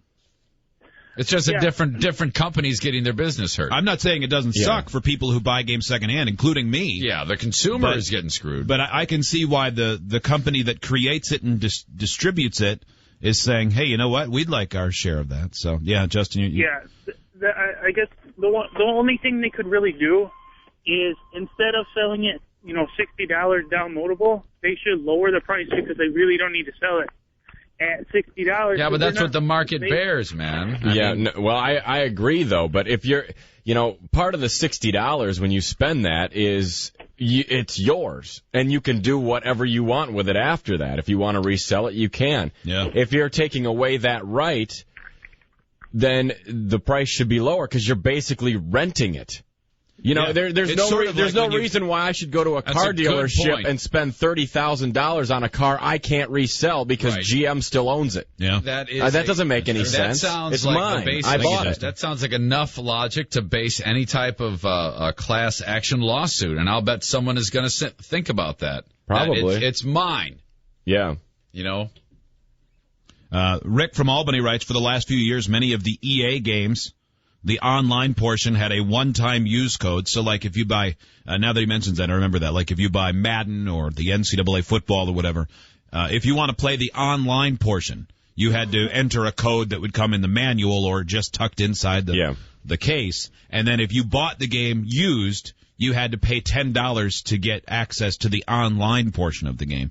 So I think that's probably, I think the listeners who have suggested that's probably what it's going to be, is you'll be able to buy, so it'll cost you a little more to buy a used game, so it won't kill that side of the industry, but then they get a piece of the action. Well, now let's just say for this argument, there were no discs you could buy, and you had to download all games.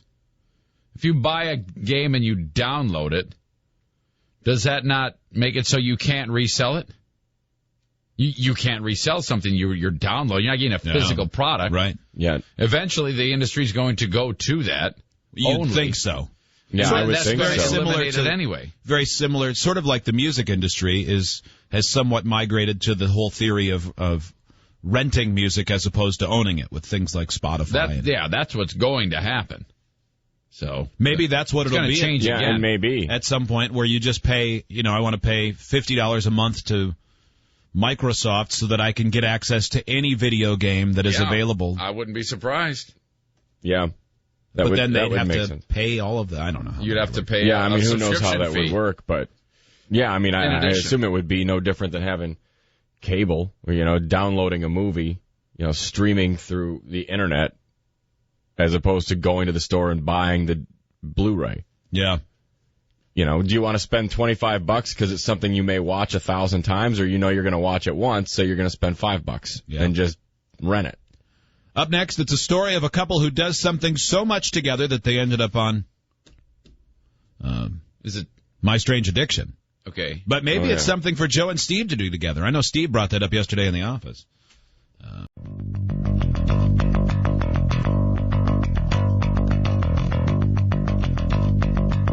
This is the Free Beer and Hot Wings Show. I made a little list of some of the things that you discussed. Bestiality, abortion, AIDS, Irishmen who drink, nuns, premature ejaculation, breastfeeding, and farts. Now, back to the Free Beer and Hot Wings Show. Heaven help us.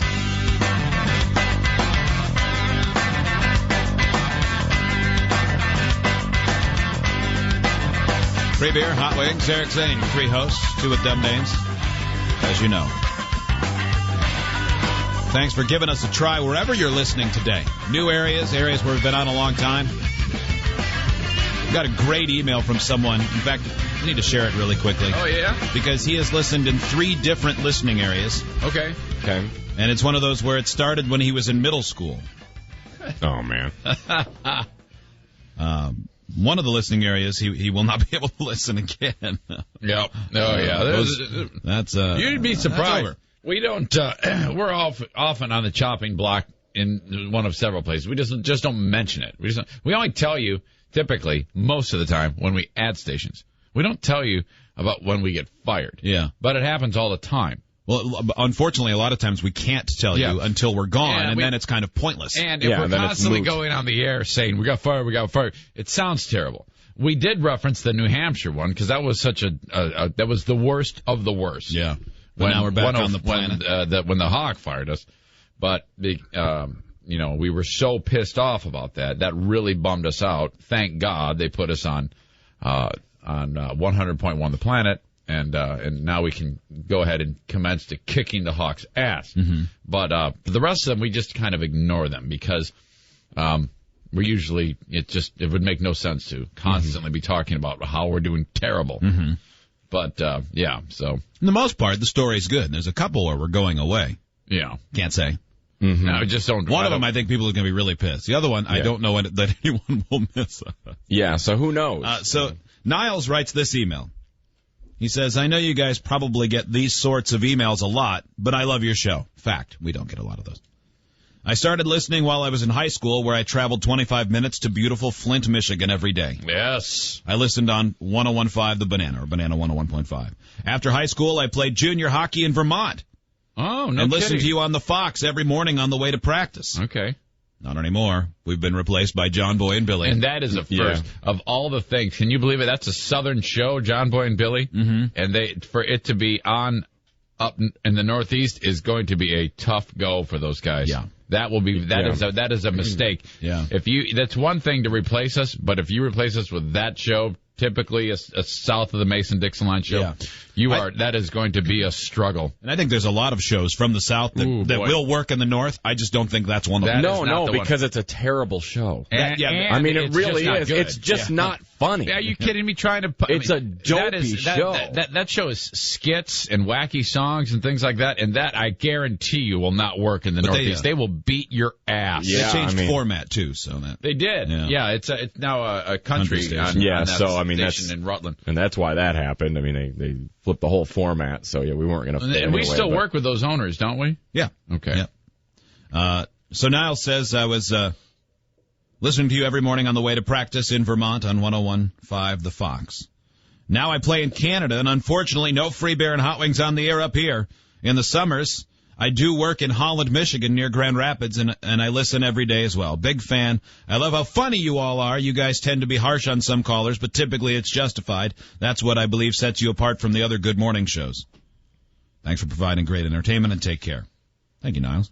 That's crazy. Flint, Vermont, Grand Rapids. Now up in Canada. Yeah. We're overdue for a Canadian affiliate. I think that... come on now. Sure. So let's make that happen, shall we? Yeah, That does need to happen. I mean, you can work it out on your end. Make sure that you play 30 minutes of Tragically Hip during the show. Yeah. That can happen. Yeah, it's just not a talk show. We don't have to play music, do we? No, I don't know how the Canadian rules work. Because the Canadian rules actually are they focus on, if you're a Canadian radio station, you have to play a certain number of Canadian artists. It really is like 20% of your playlist or something like that has to plenty. be. I'm sure they'd Canadian have to go artists, get it. which is why. I referenced the Tragically Hip. They had a couple of minor hits here. In Canada, they're like Rush. Yeah, they're huge. Yeah, they're doing all right. Yeah. So the show My Strange Addiction, we've talked about it a number of times before. And this certainly is, I guess every one of their shows is shocking. Unless you're addicted to the same thing, it's shocking. But they actually find, all these strange addictions, and thus the name of the show, where there isn't anyone else who's addicted to this. All right. Yeah, and this is... I'm a little slow to the party on this, but Joe really wanted me to play this song. The best part of waking up is Folgers in the butt. In harmony with that do-up ditty. One more cup and it's a who-up shabbat for me. The best part of waking up is Folgers in the butt. Best part of waking up is Folgers in the butt. It's true. It is perfect. That is the best part of waking up, is Folgers in your butt. Nicely done. That was all perfect. All right. My name is Trina, and I live in St. Petersburg, Florida. That's perfect. And I'm addicted to coffee enemas. Coffee enemas? For the past 2 years, Trina hasn't been able to function without her daily coffee enemas. A procedure where liquid is injected into the colon to clean out the lower intestine. Her addiction is so intense, she does up to 4 every day. 4. I love the way coffee enemas make me feel. I feel like a sense of euphoria. I absolutely would fall apart without them. Okay, so there's the caffeine getting into the bloodstream. This isn't done to clean the colon? It's done to get caffeine in the system. Is that what I'm understanding? I don't know. I mean, they never mention that part of it. But she's addicted to it. My initial reaction. That was when she was pushing it all out. Yeah. Or when she was watching Girl with a Dragon Tattoo with Joe. Yeah. And it got to a violent scene. All of this setup, it has her laying on the ground with her. It's pretty primitive device to get the coffee into her keister. Yeah, I mean, she's basically got a bucket with some with medical tubing, and then she sticks it right there, and then she just holds it up above. Yeah, and the gravity just it fills up her colon. And then she keeps her butt clenched and then marches over to the toilet and goes... And then just drops it. I don't even think she has to grunt. No. Well, you heard her. She made a noise like Joe. Oh, yeah, it just slides out. She just sat there. And... yeah. And then... and now her husband is going to weigh in. I love the way coffee enemas make me feel. I feel like a sense of euphoria. I absolutely would fall apart without them. That's it. She just dropped My initial reaction was, my God, that's disgusting. That's the husband. But I tried it. Oh. And now I'm addicted to coffee enemas. What? Oh. No. Yeah, I did. I've pretty much been like, whatever's going on, I'm doing at least 2 of these a day. I don't care. 4 times a day, Mike and Trina fill a bucket with coffee. A hose attached to the bottom delivers the liquid to the lower intestine. How do you get anything else done?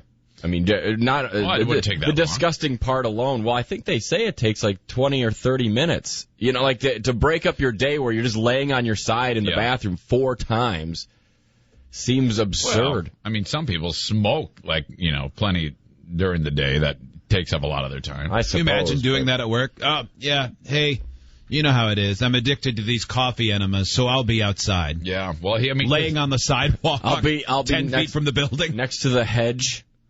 It's all prepped and at the right temperature. Put the nozzle into your rectum, hold it up in the air. As they raise the bucket, 32 ounces of coffee fills their colon. You'll start to feel pressure growing in your lower intestine, and that's the freaky part. And just lay there and try to relax.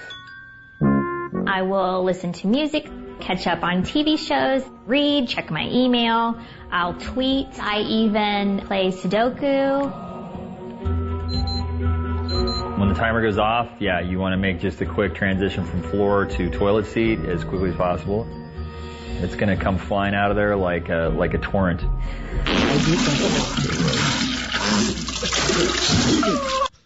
Really kind of gross. I think it's gross. Okay, Mom doesn't like it, obviously. No. Okay.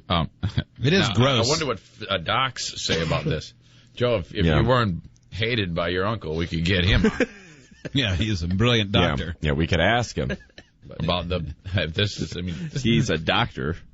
An amateur theologist is where you and him parted ways. Oh boy. Now, I mean, an enema is. I mean, usually there's some type of cleansing chemicals, right? That go into it's just water. Just water. Yeah. Now, Joe, you're an amateur butt tamperer as well. Do you know these people? I don't know that. I didn't know if you ran in the same circles or anything. Yeah. That's my favorite title. Joe, is it me? Is an enema? How often does an enema happen in your world? I've only had one. Okay. I only went when I was last year around this time when I was doing that weight loss challenge. I went to have those extra pounds flushed out of me in third form. Did you find a sense of euphoria? No, because it wasn't a coffee enema. I felt a lot of pressure in my stomach, and I got joy in watching the clear tube that's in this machine. Yeah, I don't think I would get joy out of that. It was awesome. No, I just took a drink of coffee. It's not as good as it was a minute ago.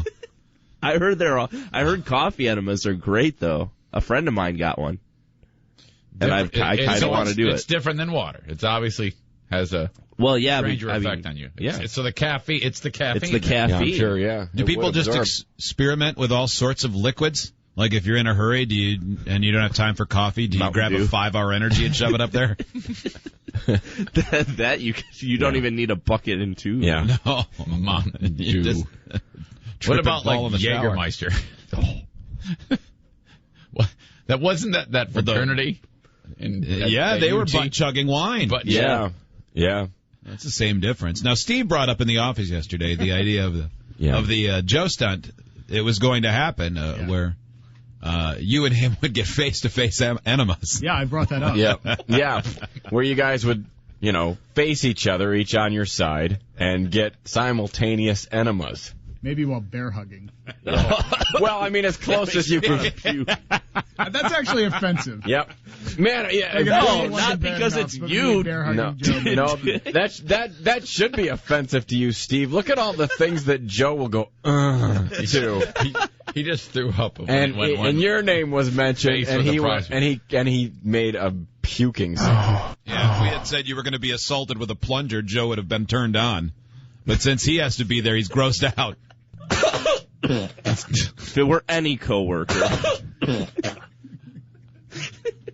except maybe the hustle, we'll talk to him. Oh, so Joe, you're going to set that up for you and Steve. Well, here's the idea that Hot Wings and I had to make it more fair. We'll do a drawing of the 5 of us, and the 2 names that get drawn, we'll do it. And so then I'll put Joe and Steve's name into the drawing, and then after we draw out Joe and Steve, you guys will go and look at each other. No. While you get... See, I would... I'm enjoying joking about it because it makes you two kind of uncomfortable. But that's the extent of any involvement I want. Like, I wouldn't... if that'd be one of those ideas where as soon as you couldn't describe any of it. You people would know what was going on. But then what are we going to do? Go, all right, so you can see Joe's eyes? Yeah. Is he licking his teeth? Yeah. Oh, yeah. Yeah, but imagine the noises Joe would make. I mean, that's what would be so great about this. It would be the discomfort that you would hear from Joe looking in the eyes of Steve. I don't know something if is being rammed. I don't know if there's any place around here that does coffee enemas. Didn't you call a place one time and they said, no, these are only for serious business, no, that was not a lie for detector. Silliness. That was a lie detector. Yeah, that was lie detector. But I think there was an enema one, too. But, yeah, we were going to do an enema one, and they said, no, this is serious. We don't want to do that. Uh-oh. But stupid. It doesn't have to be an enema to make the 2 of you uncomfortable. We could just do that communication test that Dr. Phil McGraw taught us at radio camp, where the 2 of you could sit with your knees touching and hold hands and look into each other's eyes and tell each other the things you wish the other one would do more as a producer. I think that would be really productive, maybe as a VIP video today. Oh, yeah, this is all good. This is already getting weird. I would make my kids hold hands when they were little. I should do it now. And sit there and look at each other for like extended periods of time, and that was always weird. I can just imagine you guys doing that. For a while, I remember you referring to that as the nuclear bomb punishment because it was such a big thing. But yeah, at radio camp, all of the morning shows had to face each other, hold hands with knees touching, and then start statements with I statements like I don't like or I do like. I like it when you. Yeah. That's awful.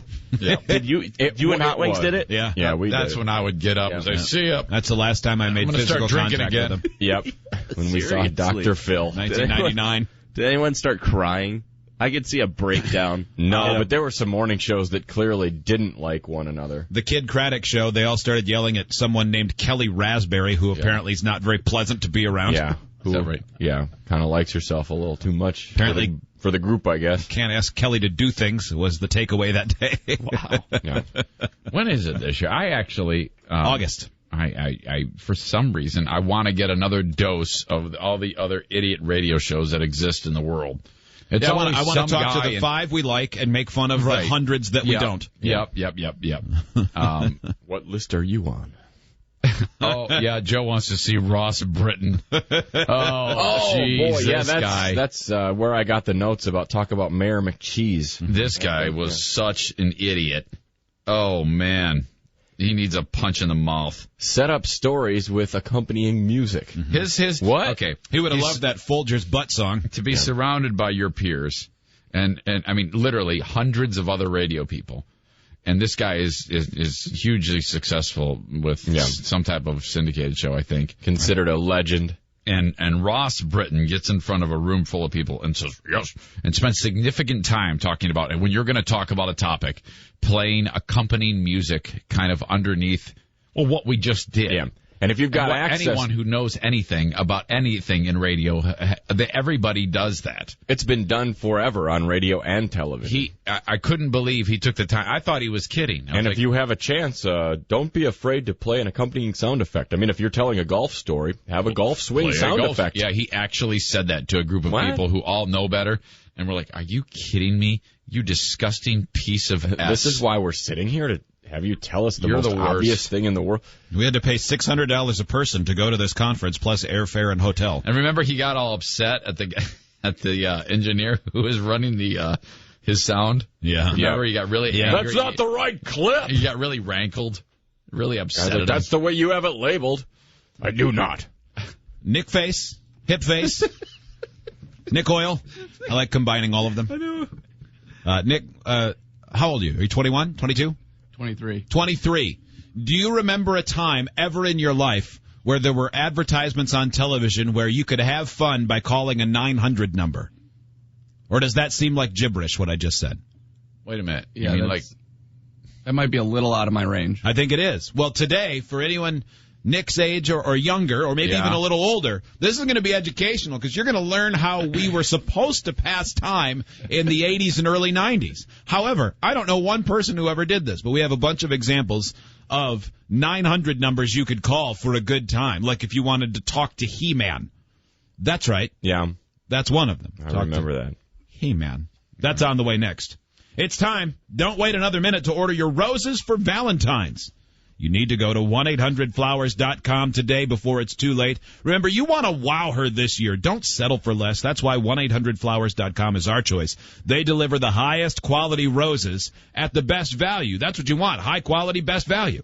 1-800-Flowers is the only way we send roses for Valentine's Day. Because they have great quality, the value is terrific too when you hear the price. If you haven't ordered roses from 1-800-Flowers yet, do it now with our special offer.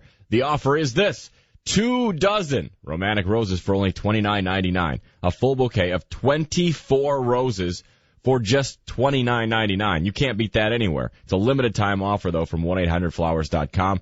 It ends Friday at midnight, so you have to order right now. High quality roses, they're going to last a long time. We got ours some time ago, and they still look fantastic, and you can enjoy that quality as well. You only have one shot to wow her for her Valentine's. For this or other great Valentine's offers, go to 1-800-Flowers.com from your desktop or mobile device. Click that radio microphone in the upper right corner and enter free beer, and off you go. That's 1-800-Flowers.com and enter free beer, or call 1-800-Flowers and mention free beer. Some of the best 900 number scams of all time. We have promos for them. Scams? Did you call them scams? I guess they're not a scam. They're telling offers. They're telling you what you're going to get.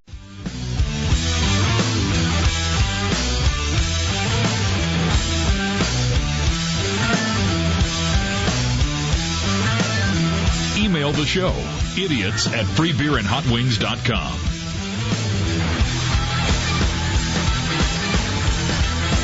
Later on, we'll play Dumber Than Zane Trivia, presented by Cat Footwear. We'll also tell you how you can win a $250 Visa prepaid gift card. Yeah, that's pretty sweet. Okay.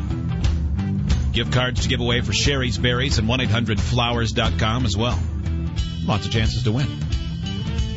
So in the 80s and into the 90s, it was pretty common if you were watching television, really any time outside of prime time, particularly late night, though, is how I remember it, but I'm sure it was more often than that, to see commercials inviting you to have a good time from your own home by calling 900 numbers. Yeah. And it was always, talk to your favorite band. Yeah. Mm-hmm. Talk to, whatever, something popular in pop culture. Yeah. And sometimes there were sex lines, and weren't there also some where singles call in and just be on a party line with other singles? Oh, yeah. It was way stupid. Yeah, there were a million of them. There were so many. Everybody had one of these. Super expensive, and if you did it, your parents were just screwed. Like, if you were young and you did it, your parents were just screwed when they got the phone bill. Yeah, it was typically so expensive. $3 the first minute and $1 every minute after that or something like that. Yeah, and some of them were more than that. What a stupid scam. $5.99 the first minute, just $3.99 after that. We should do that. We should do one. The Joe, Freeburn Hot Wings line. Yeah. We should. Apparently all it takes is a recording. You don't have to do anything. Joe, were you old enough to have remembered these? Oh, yeah, absolutely. You never called any? Yes. You did? Yes. And you lacked supervision. You must have had time, right? In my face. What did you call? Wasn't from my phone. That's the best way to do it. Yes. Yeah. I did this too, but I would drive. Joe, what was yours? I'll tell mine. Our buddy, his dad went out of town for a weekend. We were at his house completely unsupervised for 3 full days. And we called all sorts of psychic hotlines and porno numbers. A lot of them. Like $6,000 worth of childhood Seriously, that guy phone calls. He was so screwed. Now, again, how old were you? That was 15. Okay. 15 or 16. All right. About the time I discovered my wiener is when that porno lines were coming in. You could call right. And I didn't. So 1973. No, I was later than that, man. That was normal. So right about when I discovered that there was gratification in that, I realized that there was these sex lines. Mm-hmm. So I would ride my bike about 3 miles to Chatham grocery store at the corner of 13 and Hoover. Chatham. Put a quarter into the phone. I beat the system and dialed this porno line. It cost me a quarter, and this chick would talk terribly to me, a pre-recorded message, and then I would drive all the way home with a boner, and it would always be ruined. There was too much time.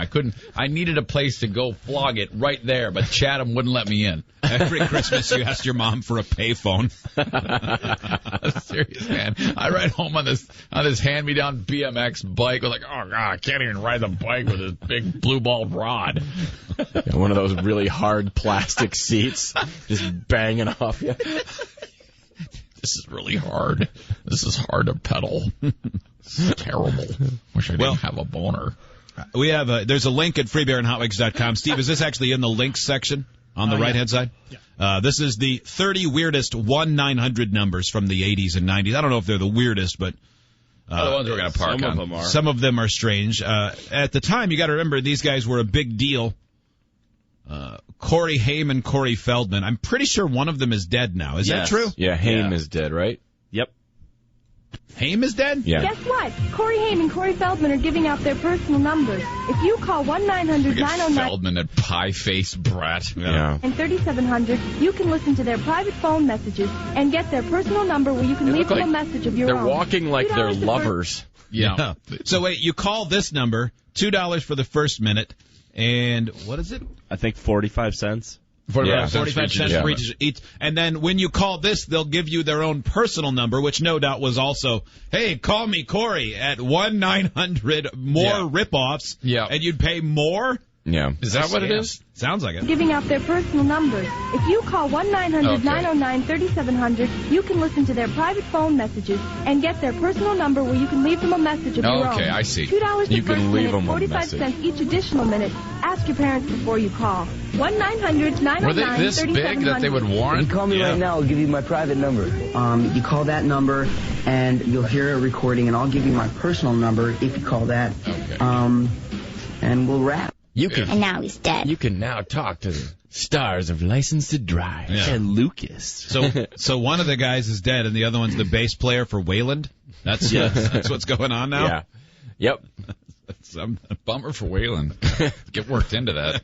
Especially for Hey, guys, we're trying to build our career, not tear it down. Could you avoid referencing us as Corey Feldman is our bass player? Also at the time, really popular, He-Man and the Masters of the Universe. And you could call them. Okay. I am He-Man. Call She-Ra. I have bangs. He at 1-900-909-2233. We'll journey to distant worlds. The guy who did the voice eventually became homeless, and then he was discovered about 2 years ago. Explore the universe. And probably battle Skeletor along the way, huh? Probably, Orko. There's a new adventure every day. We'll also tell you how to get an action figure or this colorful poster. Part of your $2.35 2-minute call will go to local science museums. Get your parents' permission. Part of it'll go to local science museums, it says. Yeah, 1 cent will go to a local science museum of the $2.35 you've just spent. My redneck town doesn't believe in science. Only Jesus. What is a museum? What is science? Yeah, back then, every cartoon had one of those. Yeah. For just $5.99 for the first minute, you too can talk to Optimus Prime. Man, he'll tell you what girls he likes. And it wouldn't sound like Optimus Prime. It'd be like, hey, it's Optimus Prime here. I'm liking talking to you. Hold on, I have to turn into a pickup truck. Beep, boop, beep, boop, beep. Yeah. I'm a truck. Sean in Nashville. Hi, Sean. Hey, how you doing? Good. What do you got for us? My son just ran up a $6,000 bill for 900 numbers. Recently? What? recently. I didn't know there were still 900 numbers. Yeah, in the back of a dirty magazine, he found there's 900 numbers. Okay, how old is your son? 5? He's 13. Okay. 13. So, whose was it? His? Was it your dirty magazine or his? No, he got it from a friend from school. Okay, and then he. Okay, so how is this going to be paid for? It's coming out of my pocket. Oh, you're paying it out of your pocket. Okay. Did you attempt to fight it? I'm not sure you could, really. You really can't. I mean, there's nothing I can do. What a story. That is a screw job. Unbelievable. And you're saddled with the memory that he's been just feverishly pounding it. Yeah, that's... Yeah. Oh, yeah. Your whole house. That's an expensive spank bank you built him. Your whole house is like has its own protein covered shell. Golden spunk. Yeah. Spent a lot of time in his room. I bet. Oh, I bet. Yeah. And now you're going to scrubbing the ceiling. Yeah. Oh, taste it. Jeez. That is terrible. Taste it. $6,000. Oh my goodness. Man. Tony? Taste it. Jesus. Tony, you did something that we used to joke about, but I don't think we ever did it. What did you do? Hey, I took my girlfriend when I was a freshman in high school to a party, and there was a senior there who was just hitting on her the whole time. He was drunk and obnoxious, but he was too big for me to beat up. Yeah. So I went to his parents' bedroom and put the phone off the hook and called one of those recorded numbers, and it just went on all night long. So when he got that phone bill, he had to explain to his parents, and he was mad as hell. He was asking everybody at the party, who the hell did this? He wanted to beat up everybody. Yeah. Yeah. Well, I don't know, man. It was a big call. Thank you, Tony. Yeah, who knows? The biggest pop star of the era. She'll never be a loser on a reality TV show that everybody thinks is coked out of her mind. Call Paula Abdul. Audio Entertainment presents pop music's new sensation, Paula Abdul. Call me, I've got news. It looks like she's getting ready to go to class at Hogwarts. Yep. With that dumb tie. Jeez, she looks like a tramped out Hermione Granger. $1 million spent on Aquanet just for this commercial. Straight up, she's going to tell you everything. Call 1-900-909-1800 now. Call me twice, then I'll send you an autographed picture. You and Paula together. Just $2 the first minute, 45 cents each extra minute. Kids ask your parents' permission. Paula's on a rocket to stardom. Call me now and find out why. Pick up the phone. Call me now and find out why. Yeah. What is she going to say? Mom, I just called Paula Abdul, and she says I should crush up Xanax. Hi, this is Paula Abdul. I'm on a rocket to stardom because I slept my way to the top. Next call. 1-900-909-1800. Call me now. Rush to the phone. Straight up. It'll be sweet.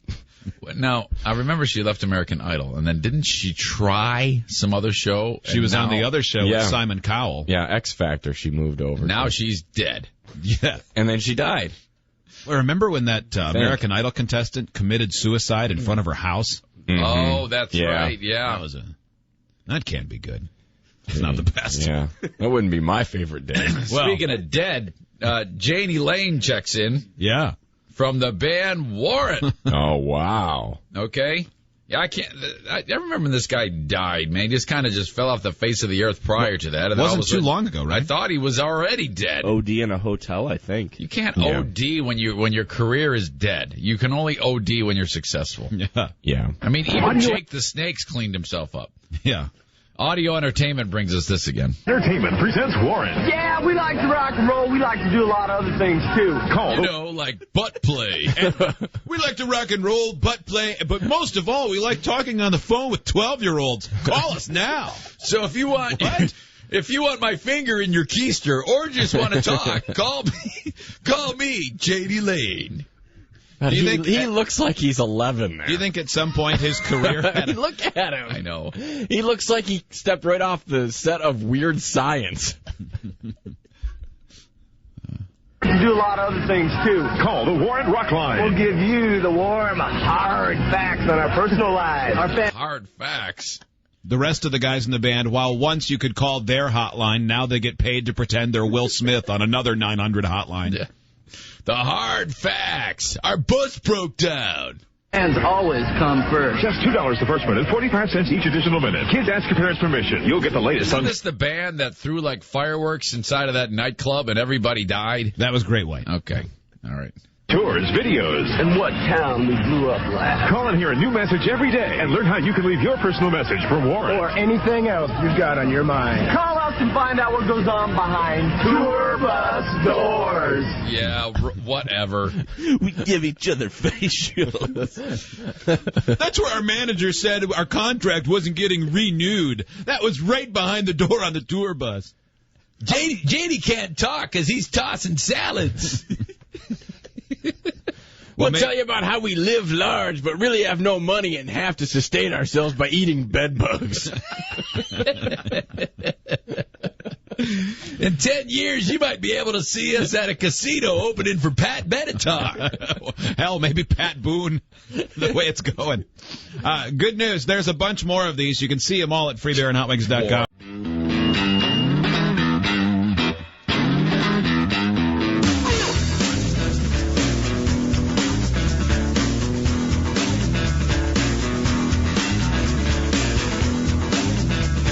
Email the show, idiots@freebeerandhotwings.com. Yeah! On the tour bus, my pants are never on. And now it's dead. Well, swinging on the front porch, swinging on the lawn, swinging where we want, 'cause there ain't nobody home. Swinging Stupid to the red left, symbols. swinging to the right. Think about baseball, swinging all night, yeah. God, man.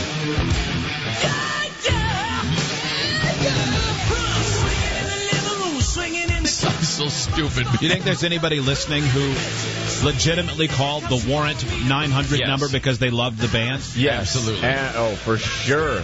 One guy.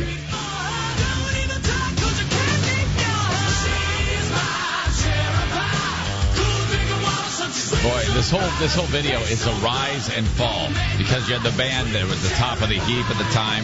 The chick was super hot. Now she's probably a disaster. Well, probably.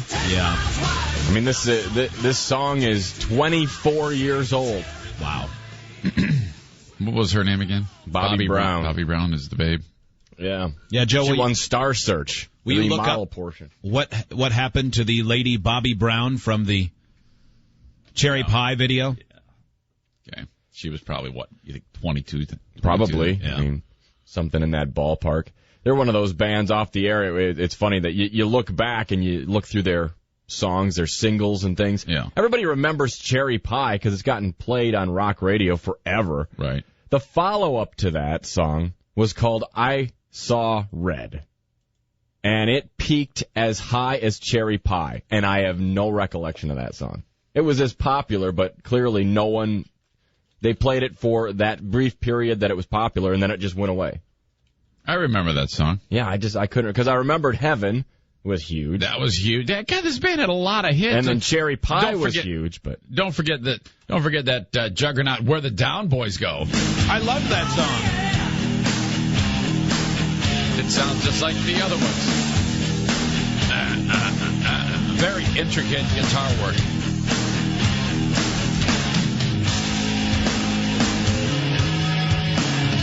I think we could do this.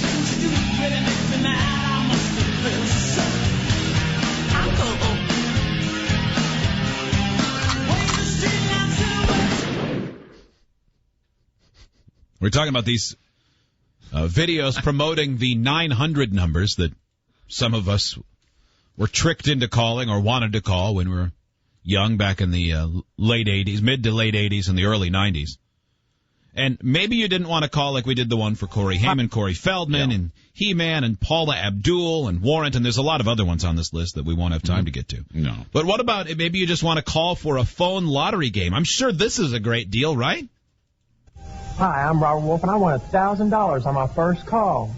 Added up winners have already won thousands of dollars. Now you can be a winner, too. Call this number on a touch-tone phone. Listen to and answer 21 addition questions. Why is the Action News team telling me this? Yeah, I don't know. Correctly in 2 minutes or less, and you win $300 instantly. Add 21 plus 14. 35. That's you a math problem. 20. And you'll win $300 instantly. I wouldn't have been able to get it. I would have 64. $3.99 per minute. Average call 5 minutes. It's good business. Man.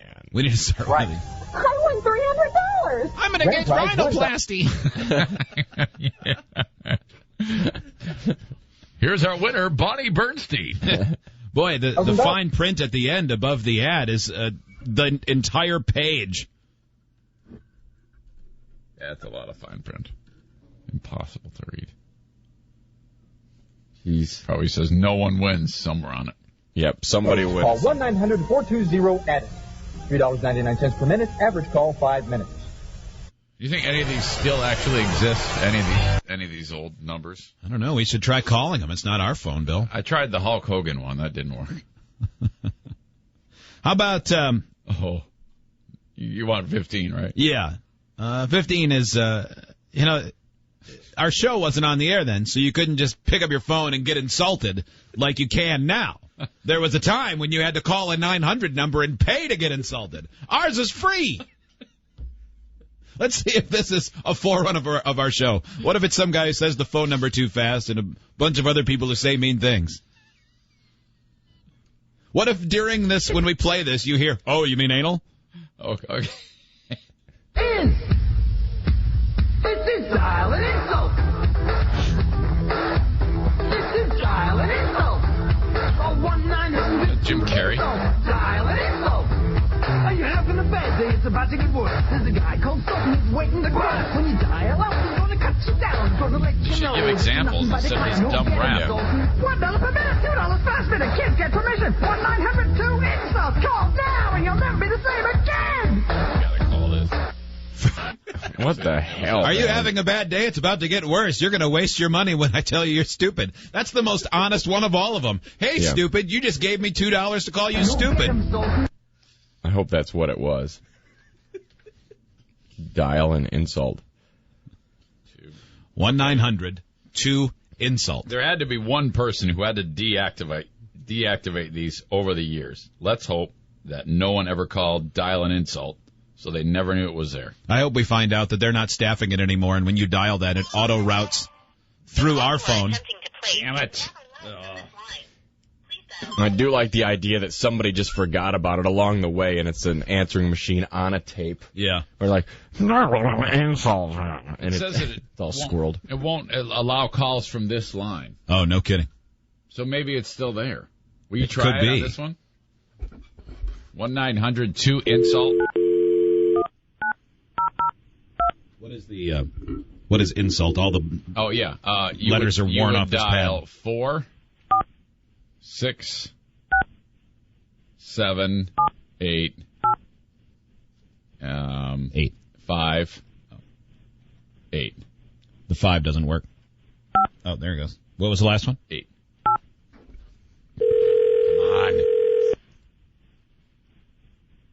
Mrs. Nipel. Your call cannot be completed as entered. Please check the number and try. Bummer. Well, back in the day, after you called 1-900-2-INSULT and you were insulted to make your day worse, maybe you need to call the crying hotline. What? That's another option for 900 numbers. This is the advertisement.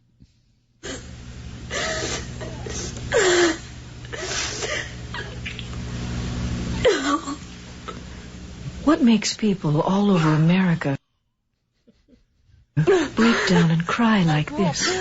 Call 1-900-740-3500 and hear it for yourself. $2 per minute. If you're under 18, ask your parents before you call. 1-900-740-3500. Maybe they play the Bob and Tom phone over, Maybe. or show Yeah. over the phone. Yeah. What's making all these people cry? Me telling jokes.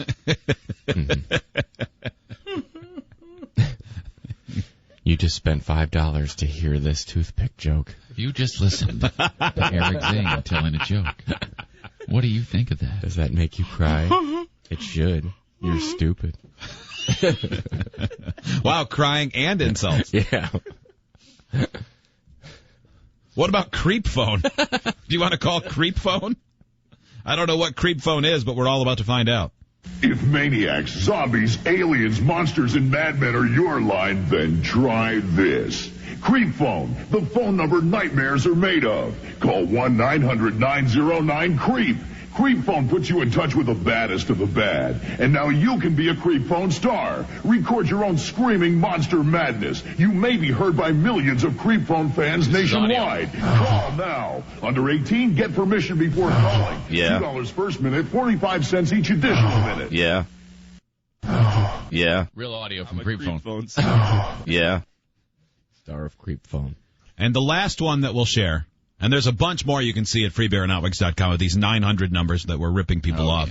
Gorgeous Ladies of Wrestling, the Glow Hotline. This was a real organization trying to shoot to fame about the same time as the WWF before it became WWE, and yeah, it was supposed to be hot chicks wrestling. The Gorgeous Ladies of... The thing that they missed the mark on the Gorgeous Ladies of Wrestling, they would actually kick each other's ass. There was nothing really hot about it. They really beat down each other. The Gorgeous Ladies of Wrestling are now on the telephone. And we don't want just any wigs calling us. The Glow Girls can now be dialed directly. Oh. We want to hear from They so weren't hot. capable men. I have fond memories of the farmer's daughter. Yeah? Yeah. She did it for you? They were all like hair pulling and sticking their fingers in each other's eyes. Biting. Punch in the mouth. Every one of those women was on the business end of Paul Orndorff. Oh, yeah. Ooh. Oh, my God. You can check all these out at freebeerandhotwings.com. There's even an MC Hammer fan hotline. Oh, yeah. LA Nightclub Guide hotline. Ah, come on. Mm-hmm. Up next, this guy's not the only one to have one of these, but he has his own survivalist bunker outside of Utah, or outside of Salt Lake City in Utah. And he spent a lot of money on it, and he's going to give a tour. We're all going to go on that.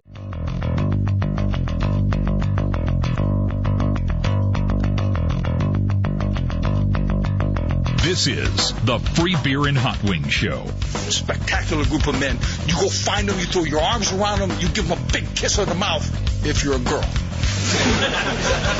Now, back to the Free Beer and Hot Wings Show.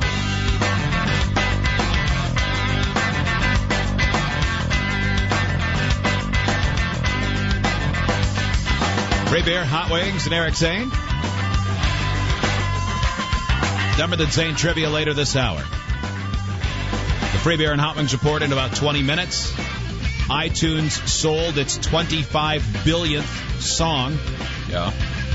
We will play that song for you. Oh, nice. You will wonder why anyone bought it ever. Aww. Not that it getting purchased means it's popular. It's just, maybe it's the most amazing coincidence ever. Also, Governor Christie, in a battle over his weight, told someone they should shut up. I don't blame him, actually. Well, there was some discussion about mortality, and he didn't care that people make fun of him, though. It seems like. Yeah, I think he's okay with somebody making fun of him, but what this lady did, he thought was completely inappropriate. And when he lays out his reasoning, I feel like he's right. Also, there's a news story that our pal Dagwood at 102.9 The Buzz just sent on to us. Yeah. That I think we're going to have to play. A Clarksville, Tennessee man has quit his job for a reason that he completely believes in, and I'll bet there are other people listening who will believe that he did the right thing. I think he made a rash decision. Okay. So I'm not sure that I'm not saying that makes me right. It's just difference in opinions on this. Can you have both? A rash, correct decision, doing the right thing though rash? Because doesn't rash imply that it's wrong? No, not necessarily. I think it just means you didn't think it through before you did it, but you could end up with an okay result. Okay. I'm sure he wouldn't think it was rash at all. I think for him it was an easy decision to make. Okay. Is it religious based? It is. That was my first question. Is this a religion based decision? It sure is. So we'll get to that coming up a little bit later on. But with the rumored end of the world coming up December 21st of last year, it sort of became an industry to become a hoarder for some people and to supply hoarders. The show Doomsday Preppers is a pretty big hit on whatever channel it's on. Oh, yeah, man. Those people. I do find it fascinating. And there is part of me that, especially the ones who talk about the dangers of an economic collapse as a result of a natural disaster. Like when you see what happens in an area where there's a massive natural disaster of some sort and how quickly things can go to hell, like when fuel supplies are cut off and food can't get there. I mean, if there's not food in the grocery store and gas at the gas station, I'm screwed. And I think most people are that way, so I'm a little bit envious. But I don't think there will be a point anytime in the near future for me where I'm so envious that I think I'm going to do this. Like this guy from Utah is profiled on CNN. Oops, there's a commercial. He has a $65,000 doomsday bunker. Family man who lives in a beautiful neighborhood in Utah. Boy, it is gorgeous. But Peter Larson has a very dark view of what the world has in store for us. We take a long ride with him into the mountains. Daylight turns to sundown, sundown to darkness. And then we arrive at the $65,000 structure where Peter Larson, his wife, his children, and grandchildren plan to survive the attempted destruction of the world. So this is the bunker. This is it. Peter Larson is proud to be known as a survivalist, or as it's also known, a prepper. Right now we're about 20 feet underground, and this unit is 50 feet long, 10-foot diameter, corrugated steel pipe. Yeah. Larson believes we are reaching the end of times. An economic collapse could bring serious civil disorder, he theorizes. But he's most concerned about this. There will be a nuclear holocaust. Someone is going to pull the pin. And your idea is that you will be down here with your family. Right. He has an elaborate air filtration system to be used when disaster happens. So this is now pumping air in from the outside. The underground bunker is packed with provisions. Now, he seem to get more done. He says that he's certain a nuclear attack will take place. It's my impression from what I learned in grade school that if there is one of those horrific events where it's a massive worldwide nuclear holocaust, that nuclear winter is going to last decades, right? I don't know about that. I don't know the specifics of it. Well, I think, I think if everybody started shooting off nukes, it would be a pretty rough go. But if there was just one somewhere or two, you could survive the fallout. The fallout wouldn't last forever. It would just have, like the radiation cloud. How long was it before Tokyo was able to be inhabited? Or Nagasaki? No, I'm sorry, not Tokyo. Hiroshima. Nagasaki or Hiroshima. I don't know. But if that's the case, you don't need one of these structures because the only reason you're damaged is if it hits really close to your home. Well, no, but you would have radiation fallout though that would travel further distances. I don't know. It all seems like a pointless endeavor to me. You're either trapped underground when the world is coming to an end, or you're underground when you could just go further away. Explore. Under each bunk is personal storage. So these are clothes. Okay. Clothes, cold weather gear. Mm-hmm. Then if we take a look I would so live in that permanently. It'd be like my hideout, my fort. This says... Did you ever build a fort when you were a kid? How great was that? Oh, yeah, a million times. You go out into the woods and dig a half hole and then build a roof better. structure. It was better. It would like kind of dull the noise of mom and dad constantly fighting with idle threats and bits of craziness and nonsense. Some other items. You got guns in here. Got some guns. Oh, this guy's loaded with weaponry. What is this? This is a Colt AR-15. Looks like excellent rifle. Colt AR-15. Mm-hmm. Got your ammo. Your got guns. some ammo, magazines. You got enough bullets to start an army here. No, he doesn't. He has a small box of bullets. Yeah. Here, the Holy Bible. That's actually part of preparedness. When you read the Bible, or along with that, in my case being Mormon, the Book of Mormon, it all. If you love the Bible so much, why don't you marry it? And we feel like these are the last days. There'll be some hard times. Outside the bunker, he has barrels of water, 2,000 gallons. Inside, a food supply worthy of a small grocery. Cookies, Ritz, macaroni, all right, cheese, enough with salt. the laundry list of things. We get it. He's prepared. Starkist. I wanted them to show his family that lives in the house with him the rest of the time that's neglected by crazy dad who spends all of his time stockpiling a pantry underground next to his 2,000 gallons of water. If they're prepared, I'm all about this. I think this is awesome. Giant green beans. I mean, if they're normal and not like idiots, Yeah, I have no problem with somebody being prepared for something bad happening. Like you said, I'm envious. I'm absolutely envious. If somebody's not a complete kook about it, I mean, if this is a belief or I want to be prepared because I think something's going to happen at some point, but the rest of their life they live normally. Mm-hmm.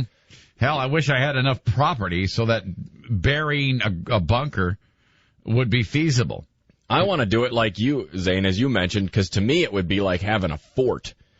You know, like that secret area where nobody knows that you have it. You've got something buried in the back. You lift up a piece of sod, and you crawl in. You go, check this out. There's it's just like it's your own secret little place. Well, it's funny because I think I'd mentioned it once before, but there's a company that is here in the U.S. where you can hire them to dig a hole in your yard and bury one of these prefab bunkers, and they're one of many different sizes. Whether it be just a small amount of people or like 10, 20 people. Yeah. And there's plenty of room. And they hire a company to dig the hole from out of town.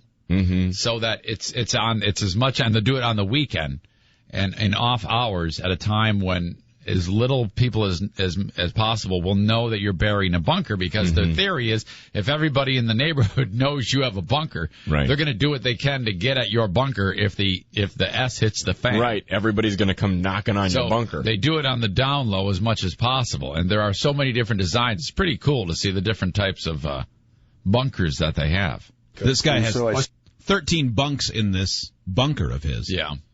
Which means there are 13 people that he knows that they're safe if the you-know-what hits the fan. And there's a 14th, 15th, and 16th person that already know that they're on the outside looking in. They're like the others receiving votes in the top 25 in college football. They need to keep doing really well, and maybe some other people will stumble and get caught with a DUI or start dating someone he doesn't like, and maybe you can move into the top 13. I'm telling you, man, if I had a bunker like this, 99% of me would be saying, boy, man, I sure hope everything goes great with the world today. But there'd be 1% saying, go ahead, fire away. I'm going underground. I am so ready.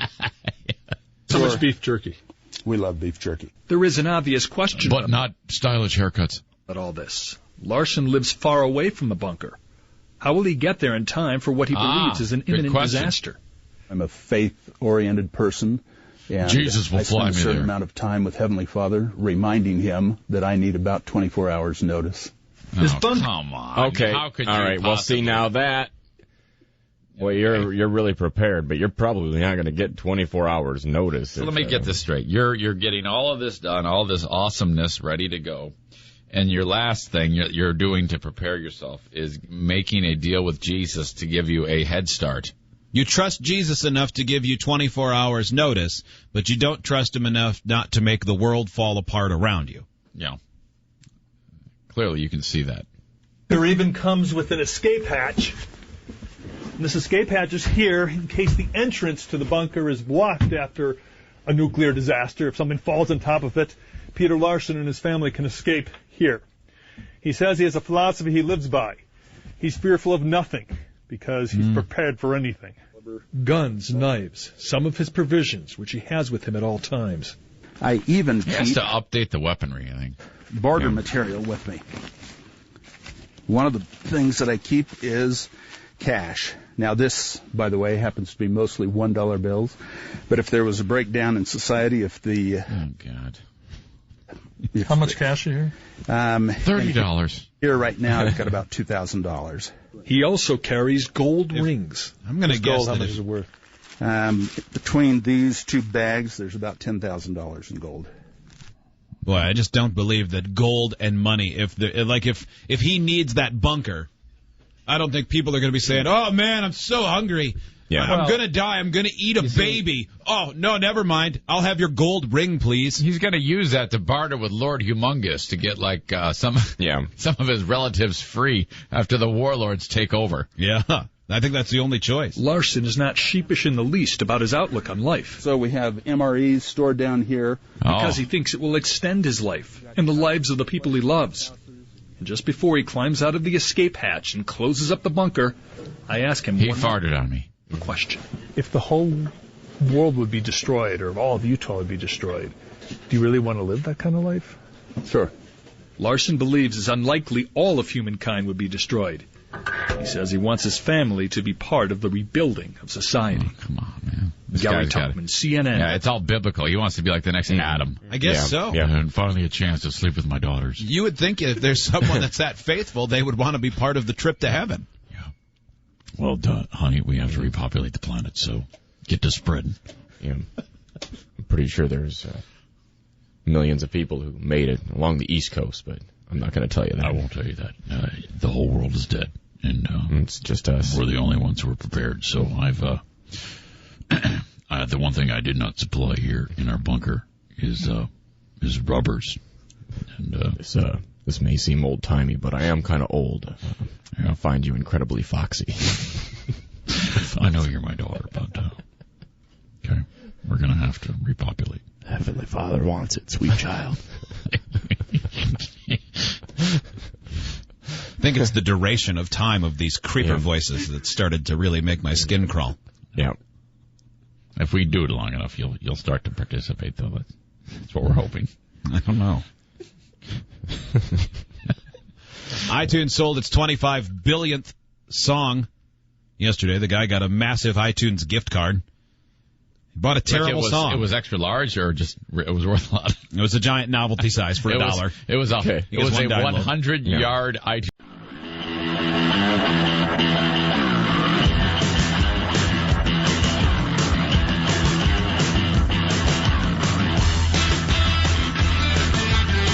Email the show, idiots@freebeerandhotwings.com. What is this, Joy? That is the 25 billionth song downloaded on iTunes. By Chase Book? Yeah, he's a German dude. Uh-huh. Wait a second. And it was downloaded by a man from Germany. Uh-huh. That song is called Monkey Drums, Gospel Vanson Remix. The guy that downloaded it gets a $13,500 iTunes gift card, which I would assume would take care of his needs musically for the rest of his life. Kind of an odd number that they chose to park on, $13,500. Email the show. Oops. Sorry. Yeah, it is a completely odd number. If only it was this. It should have been this German band.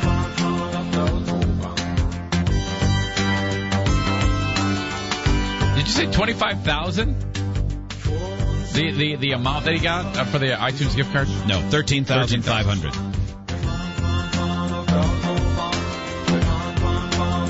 That must be in euros. I bet you're right. I assume that is in some even number. And I would have gotten Kraftwerk, however, I already own 4 copies of the whole catalog. So I downloaded that terrible techno poop.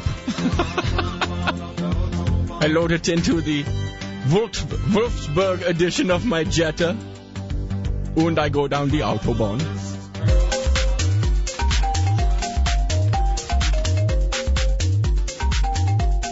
A little iTunes Price is Right. You ready? Yeah. Joe, Steve, get ready? Yeah. iTunes Price is Right. Closest to the actual number without going over. How many songs are downloaded on average per minute by customers worldwide on iTunes?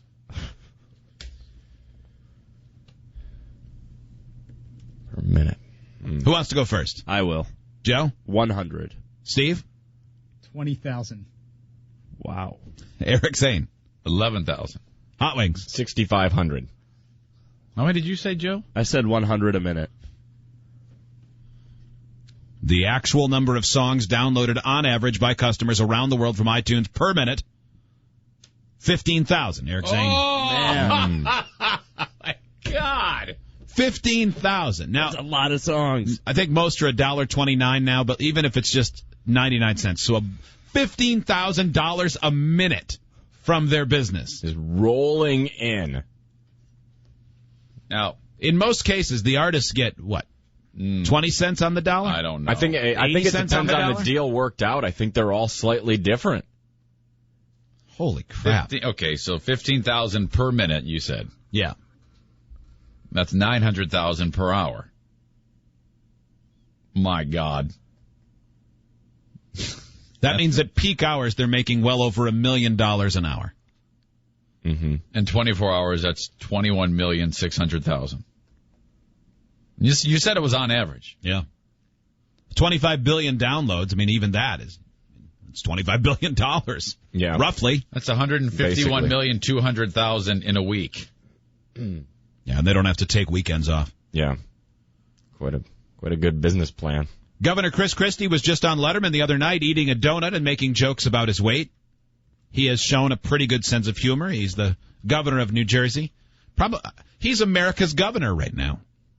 He is. He is easily the most recognizable governor of a state. People appreciated the way he handled the hurricane, I think, for the most part. Yeah.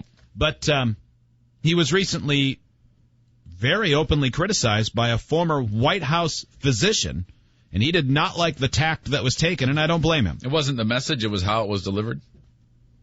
I think it's both, actually. Okay. We're going to turn now to New Jersey Governor Chris Christie speaking out for the third time this week about his weight. He's been funny at times, did that on Letterman, serious too, but this time Christie was just plain angry, lashing out at President Clinton's White House doctor. ABC's Dan Harris has the story.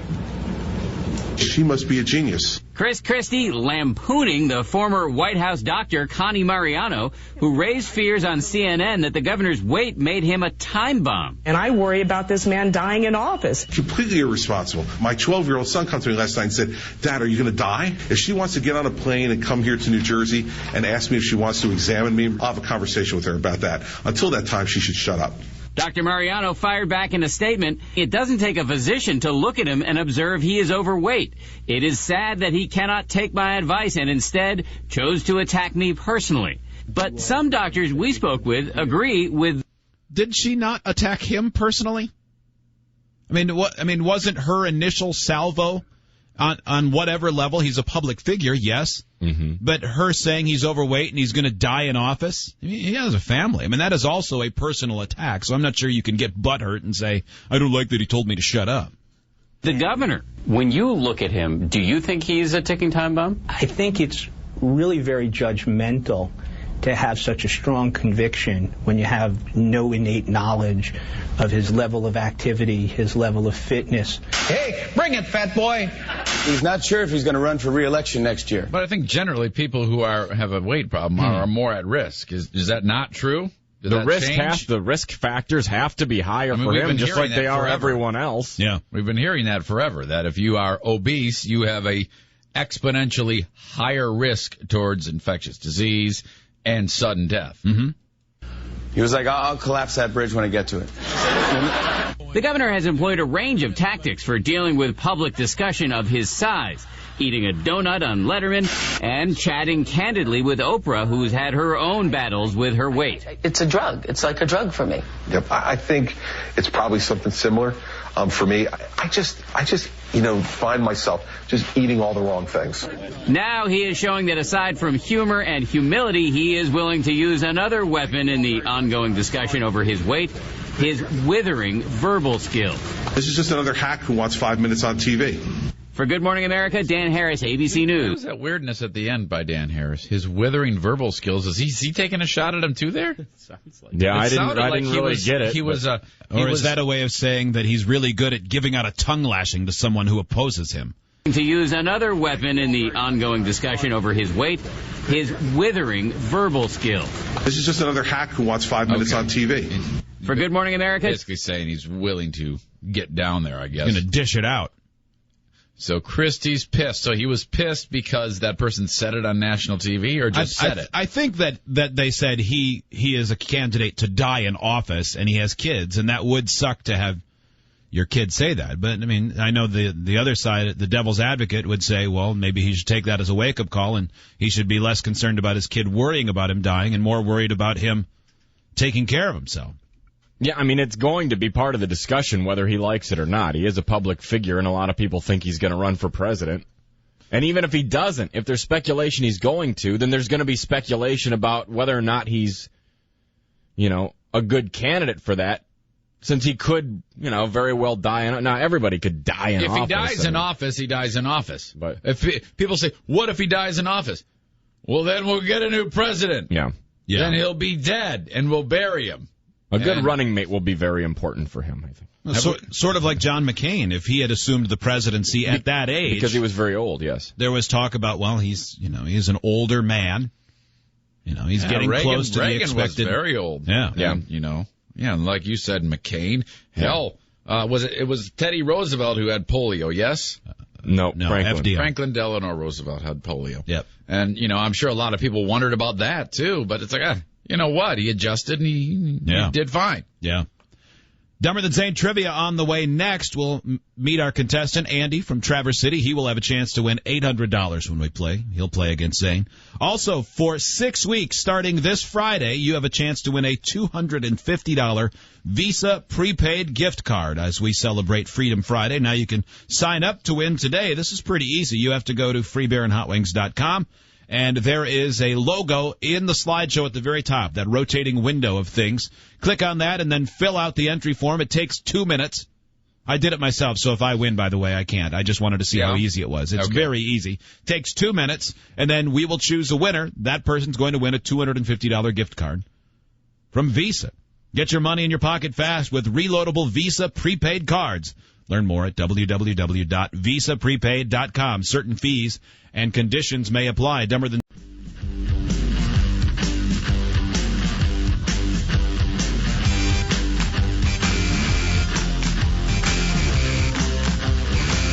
Email the show, idiots@freebeerandhotwings.com. 1-800-947-3979. Follow the show on Twitter @FBHW. Joe went viral yesterday with a photo he was in. It's really his friend's photo from his wedding, but it's photoshopped, and it ended up being on the homepage of Reddit. We'll tell you more about that, and we would love it if you would Photoshop something into that. If you can't wait, go to the first post on the blog roll at freebeerandhotwings.com. You can get yourself filled in. Otherwise, we'll talk about it more coming up in about 20 minutes. If you could Photoshop Chris Christie. Yeah, and make it so Joe's holding a donut.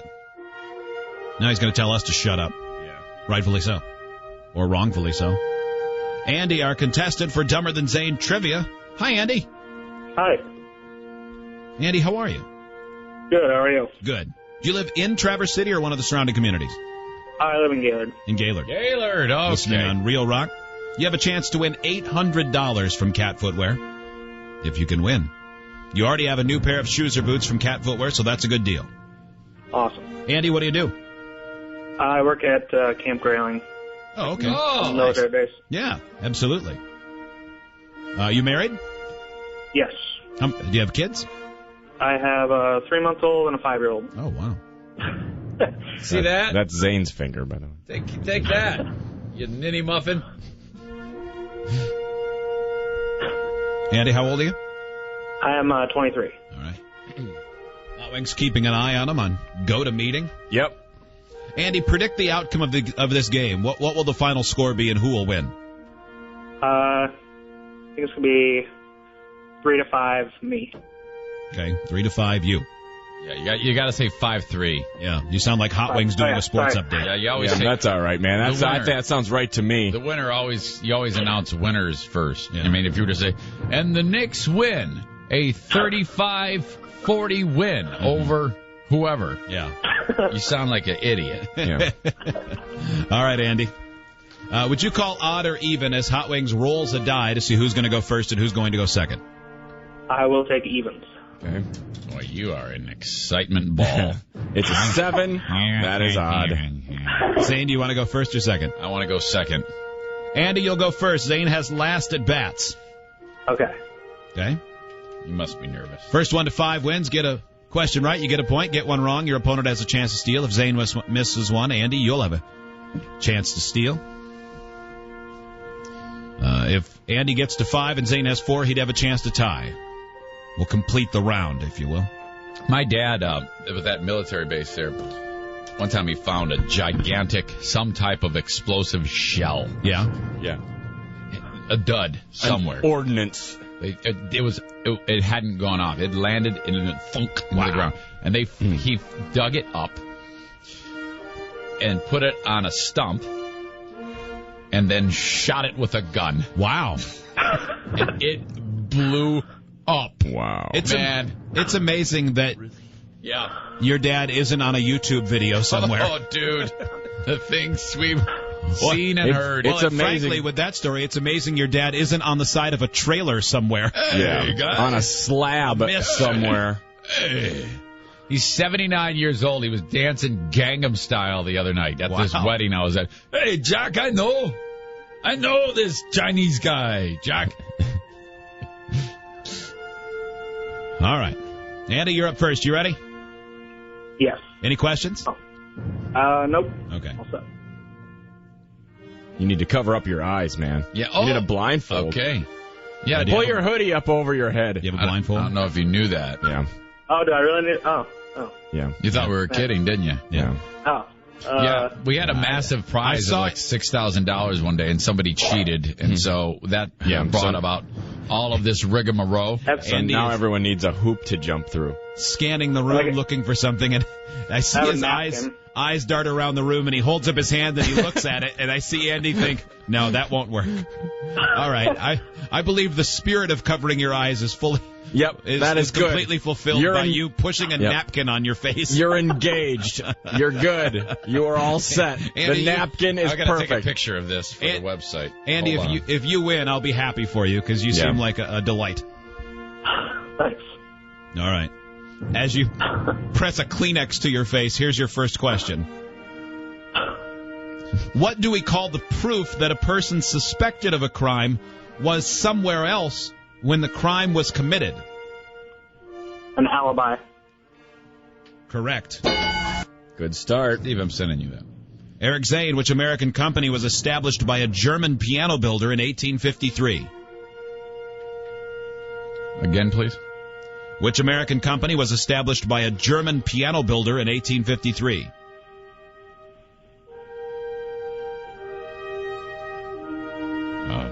Wurlitzer? That is incorrect. Andy Napkin Face. Which American company was established by a German piano builder in 1853? Kenwood. What was it?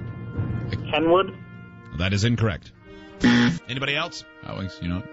You got to know. I don't have a clue. Steinway and Sons. Andy, your question. Margaret, you knew that? Shut up. Go cut yourself. Shut up. I'm going to cut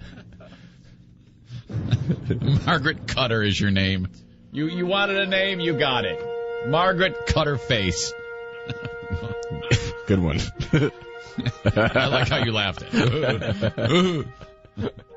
Andy, your question. Which bed made of several layers of cotton is named after the Japanese word for blanket?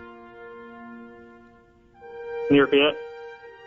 Which bed made of several layers of cotton is named after the Japanese word for blanket?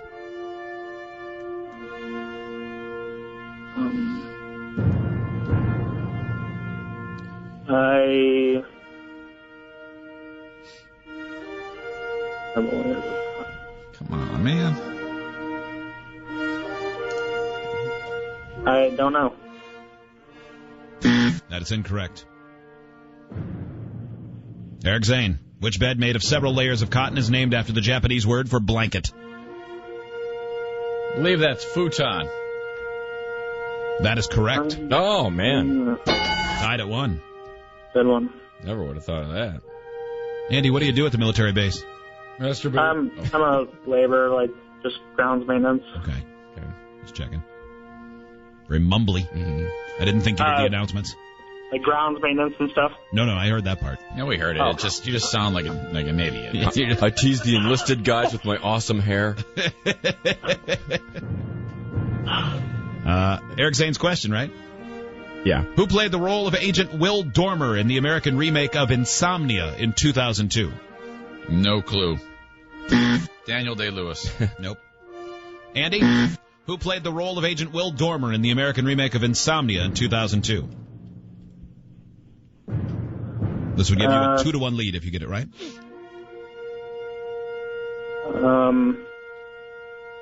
Kevin Bacon.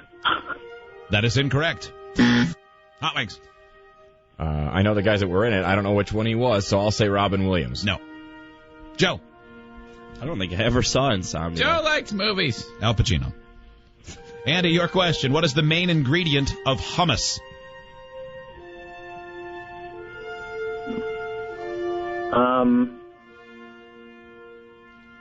Tofu?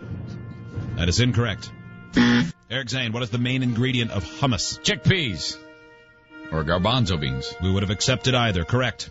2-1, Eric Zane's lead. Eric Zane, your question. China, North, and South Korea all lie next to which sea?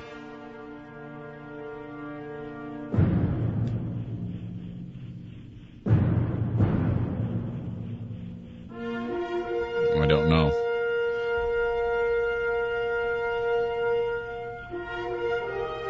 Oh, dang! Yeah, I can't picture it. The Caspian Sea. That is incorrect. Andy, you could steal it and tie it at 2. China, North, and South Korea all lie next to which sea? It's the Korean Sea. That is incorrect. The Yellow Sea. I was going to say Yellow River, but that's not a sea.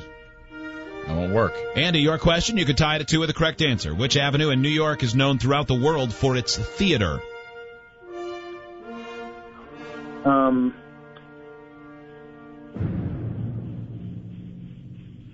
you repeat it once more? Sure. Which avenue in New York is known throughout the world for its theater? $800 in the line. Andy already has a new pair of shoes or boots from Cat Footwear. He's playing the game using GoToMeeting so we can see him, covering his eyes with a napkin in his hand. Is it Park Avenue? That is incorrect.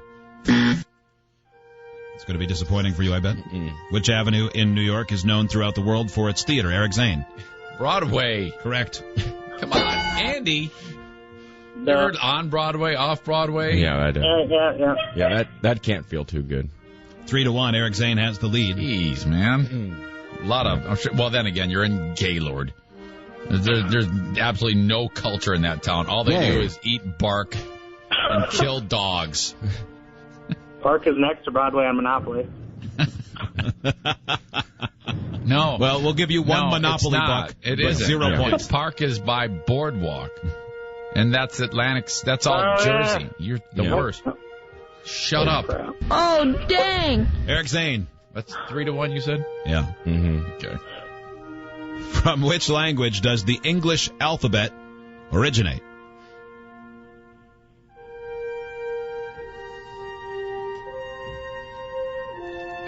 Arabic.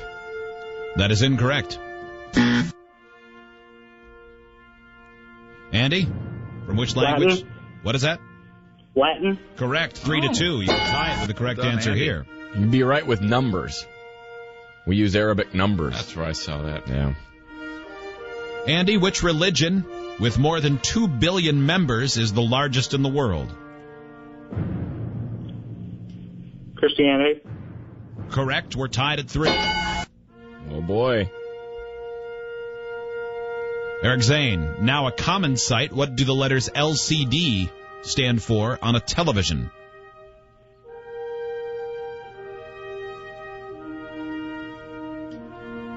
What does LCD stand for in regards to a television? Tied at 3, $800 on the line.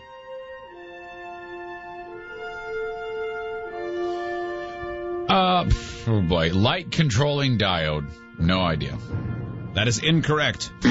Andy, you could take a 4-3 lead and then win it on your own question. He's got to get this right here. What does LCD stand for? Is it light crystal display? You're very close. That doesn't help you, but you are very close. Liquid crystal display. Tied at 3, still your question. Andy, which unit of energy measurement uses the abbreviation J? Oh, come on. Joules? Yeah. Correct. 4-3. Eric Zane, your question. How many neck vertebrae does a human being have? 5. Incorrect. Andy, you could win with a correct answer. How many neck vertebrae does a human being have? Come on, Andy. 1. Oh, come on. 1 would be Andy. Not very many. Come on, man. How did you manage to say You wouldn't 1? get very good bendability in your neck. Think about it, Andy. Incorrect. 1. What is the answer? 6? 7. 7. Okay. Andy, you could still win with a correct answer here. You could put the Broadway question behind you and the one vertebrae with your non-bending neck. Come on, Andy. You can do it, man. Established during World War II, the Office of Strategic Services was the predecessor of what intelligence gathering agency? The CIA. That is correct, and you've won $800. You called your shot. You won the game at the same score that you predicted. Andy? Yeah. You can take the napkin off your face. Yeah, you can. Yeah. Unless it's comfortable. Yeah, it started to be soothing, didn't it? I started to hurt my arm a little bit, but... Nicely done, Andy. You did it. $800 for you. Awesome. Great. New pair of shoes or boots from Cat Footwear. Andy, good job and hold on. Thanks for listening, okay? Thank you. Congrats on the new baby. 3 months he old. looks young. I can't believe it. I know it. Be that young and have a baby. Put your father on the phone. You shouldn't be having sex yet. Did he say how old he was? 23. Does look young, though. I'm with you. Yeah, he does. 23. Baby. Very young. A baby. Guys, there's a huge spike in pubic hair grooming injuries. What? Oh, no. Well,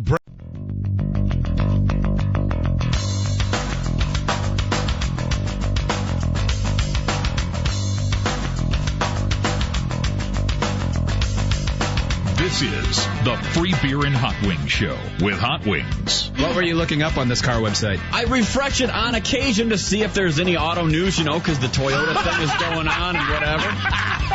And then because of the many times we break into the show with breaking auto news. All right, listen. Hey, they changed the headlights on the Impala. All right. Get out the game. Extra Lego Bugatti. Now, back to the Free Beer and Hot Wings Show.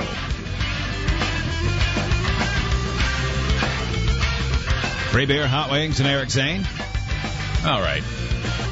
So I got to tell you about this. We got, we got a visitor that's scheduled to join us in a couple of weeks. Mm-hmm. And you know how we have people sit in here from time to time?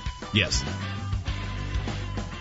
So I got a guy who says, okay, I'll donate $100 to the AT Children's Project. Same thing we've done in the past. To sit in on the show. Have breakfast with us. Fine. No problem. No problem. This guy's been chomping at the bit forever. Mm-hmm. And I'm like, as soon as the schedule clears out, absolutely. Okay. Hey, does February 15th work? Yes, that does work, as far as I knew at the time. And I think that that's going to work out. And I said, okay, send me proof that you paid the $100 to the charity. Good to go. And he says, I made the $100 donation. Here's a screenshot. And I said, good. Yep, you did. And thank you. And then he says, what time should I be there? It'll be me and my girlfriend. Can we bring our drinks? And I wrote, sounds good. What type of drinks? And then I said, I'll send you a link for menu choices for the breakfast. Mm-hmm. Now I'm thinking, there's no way he's gonna, he's tried, probably just whiskey for me. Nothing for my girlfriend since she has to go into work after. And I respond immediately, no alcohol. What the hell is wrong with you? Yeah, we don't want you in here getting bombed. It's one thing at a live show where they're selling beer or whatever, and we're in an establishment. Yeah. You can't just bring booze to where we work. No, we're working. We're doing a job here. And that date won't work, Joe? We're going to have to reschedule him. Good. Let's schedule him for about 6 years from now after this exchange. Yeah, after the 12-step program after he gets kicks out of rehab. You can come in a week after you accomplish step 9 and you call us to apologize. Is that step 9? I don't know what step it is. I don't know which one it is. I forget. But there's a lot of them. Yeah, I'm going to sit around and get bombed and watch. No way in hell. It does make it seem like you might be an alcoholic if you want to be the only person drinking in the room at 7 in the morning. Because that is what it would be. He said his girlfriend wouldn't have any. Yeah, it just brings whiskey and get bombed. What the hell, dude? Yeah, that's my thing. I drink whiskey at 7 a.m. Yeah, no. Go away. If that's the case, I'll refund your money. Yeah. Yeah, we make the charity give him his $100 back. Sorry, man, you can't have this money for charity. Why not? He likes whiskey in the morning. What more do you need? Well, I can just picture him getting bombed and then being the guy who talks while we're talking. Yeah, the first person ever thrown out of the studio. Though some have knocked on the door before. Boy, yeah. Yeah, I remember the one, we said to the guy, no talking. When we're doing the show, laugh as much as you want, but do not talk to each other or try to talk to us. Yes. As soon as we turned on the mics, they started doing it. Yeah. We actually had to say, shut up. Yeah. Yeah, and then they thought we were kidding. Like, nope, No, not a joke. You have to shut up. the hell up. You're distracting everybody. Guys, pubic hair grooming is apparently dangerous business. That's what we've learned from an article that Joe sent and is linked up at freebeerandhotwings.com. Did you know injuries as it relates to pubic hair trimming have gone up 5-fold from 2002 to 2010?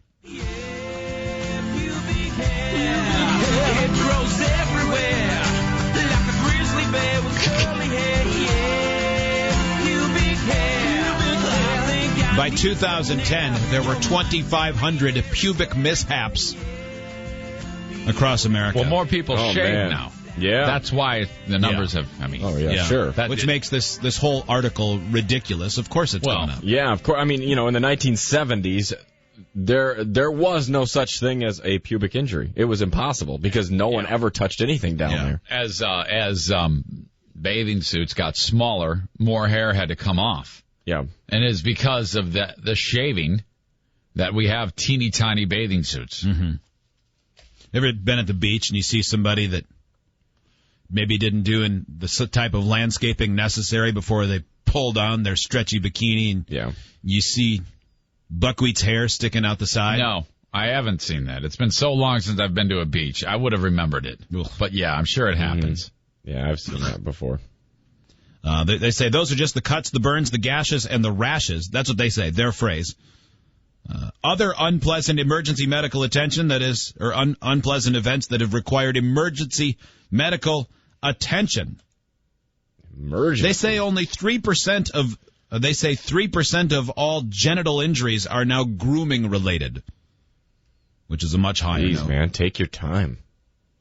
They say 70 to 88% of young women in the U.S. partially or fully remove the hair. Among men, both gay and straight, the estimates ranged between 58 and 78%. I wonder what the youngest, and I don't mean like teenager or young, I mean like in your 20s, the youngest person who doesn't do anything, who just has full shrub.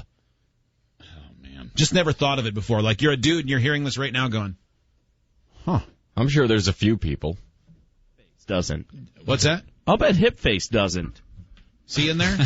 Yeah, he's in there. He does seem like a guy who would ironically have a huge pubic mane. Yeah. Who would take pride in it's vintage the testosterone that it took to grow all the hair on his body. Hipface, will you answer the question of whether or not you have vintage pubes? Vintage pubes? Yeah, the big and full body. Big and hairy. You can't even see crank. You've got so much hair. It's not that. Yeah. You trim? You trim your pubes? You do? Not not. Yeah, I know. Yeah, I mean, you keep it kempt. I keep it so I can see shorn. What's going on. Okay. I was with you, Joe. I thought that if of anyone here, he was most likely to. I mean, he might even gone on eBay and purchased a merkin. So old school that if you took a photo of it, even with a normal camera, it would come out in sepia tones. Now, here's a question. If you don't trim it at all, will it grow forever? I mean, is it just will it just keep growing, or does it ever stop growing? Because I don't think I ever trimmed anything till I was in my mid-30s. Yeah, I think... And I don't remember. I think you could get an errant one that ends up really long, but I think it's like arm or leg hair. If you shave it, it comes back, but it seems like it only gets so long, and I think, it just gets, it just rubs off, or, Is it just falling out into my food? Is that what Probably. I don't know. Would it be falling into your food? Well, you know how you always what find kind of food do you Do you hold your food around your knees while you eat it? Do you stand on your head and bounce your genitals around? I like to have my genitals on the same plate as my pizza. I don't know why. That really made me angry. Make me angry, too, if I was always getting pubes in my food. And couldn't diagnose the problem. How does this happen? I gotta stop eating next to the tub in the toilet. Salted tapioca. This is Vincent in Knoxville. Hi, Vincent. Hey. Vincent. He was dying. Do you have a pube-related story? I do, as a matter of fact. Yeah. A couple of years ago, my girlfriend, my best friend, and a couple other friends went out of town all at the same time in the middle of the summer. So I was home bored on a Saturday night and decided it would be a great idea to shave my pubes. So I do, and I did it with a regular razor, which was a terrible idea, horrible razor burn. And I just so happened to be playing music for a church the next morning. Uh-huh. Mm-hmm. So I go into church, and I am up on the stage in front of about 200 people. And the church didn't have very good air conditioning, so I'm starting to sweat under all the lights and everything. Oh, that stung. Next thing I know, I'm sitting there trying to strum the guitar and scratch my pubes at the same time in front of all these people in the middle of the church. And you're trying to scratch it with the guitar. Or like I would strum a little. Were you longer seated or so standing? I could reach down. Yeah. Were you seated or standing at the time? I was standing. Oh, man. Mm-hmm. So you're trying to it was awkward. Hard to hide there. Wow. That's tough sledding. No shaving with a regular razor. Yeah, well, you got some sensitive skin down there. That's what I use. That's what I use, but I've never had a problem. When you first do it, though, you've got to get most of the hair off with an electric razor. Yeah, if you try to, if you've never done anything and you've got 2 inches of hair, you can't just dive in. You gotta dig it in. You gotta get close. It's like cutting the lawn when it's too long. Mm-hmm. Yeah, you hear it bog down. Oh yeah, it's way screwed. You up. don't want that. You got to trim all those curlies off and then put them on your pizza. Yeah. Obviously. That's what you do. Yeah. In the next segment, why did that guy quit his job? He says he did the right thing. I'm not sure you'll agree. We'll also tell you how Joe has gone viral and how your photoshopping skills are needed.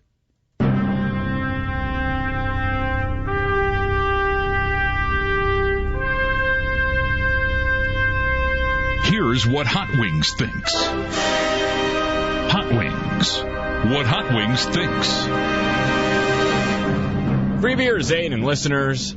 So after years of yapping about the possibility and trying to make it happen, it looks like the U.S. Postal Service is finally prepared to kill Saturday deliveries in an effort to save money.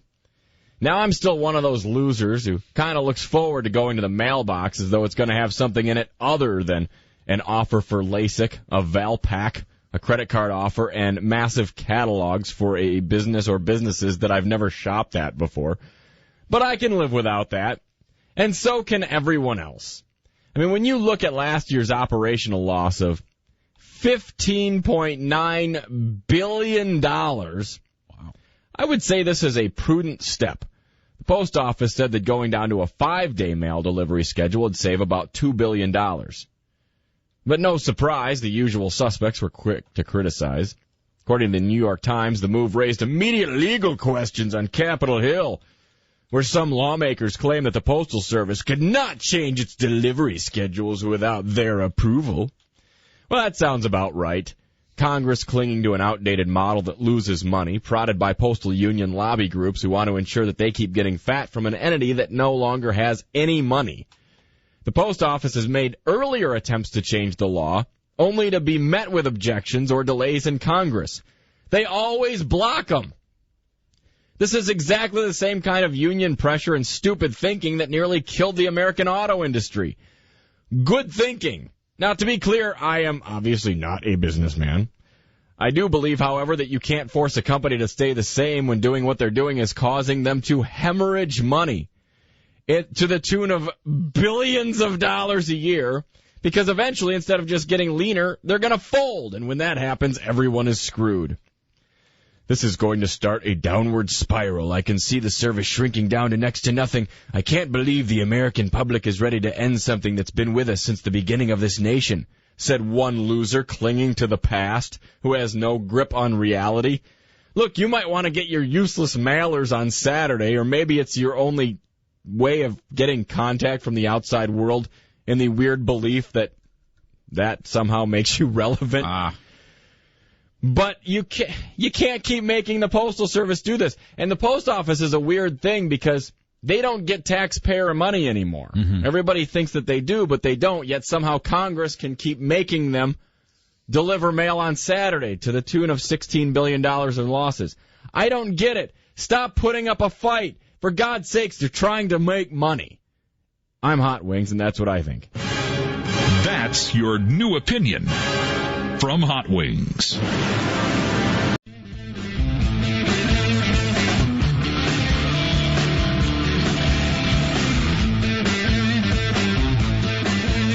Email the show, idiots@freebeerandhotwings.com. Is that girl hot? Does she have dreads? Yes! How can you do that? Yeah.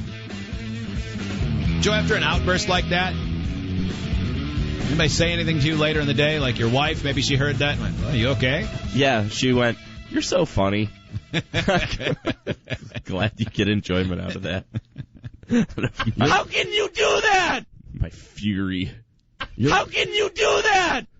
If that had been in the brief 15-second fight era, you would have been ready to put on the gloves. Yeah.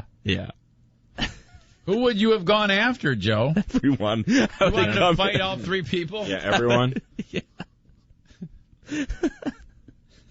Joe, when did you, unrelated to that, when did you find out that you had, in air quotes, gone viral yesterday? Yes!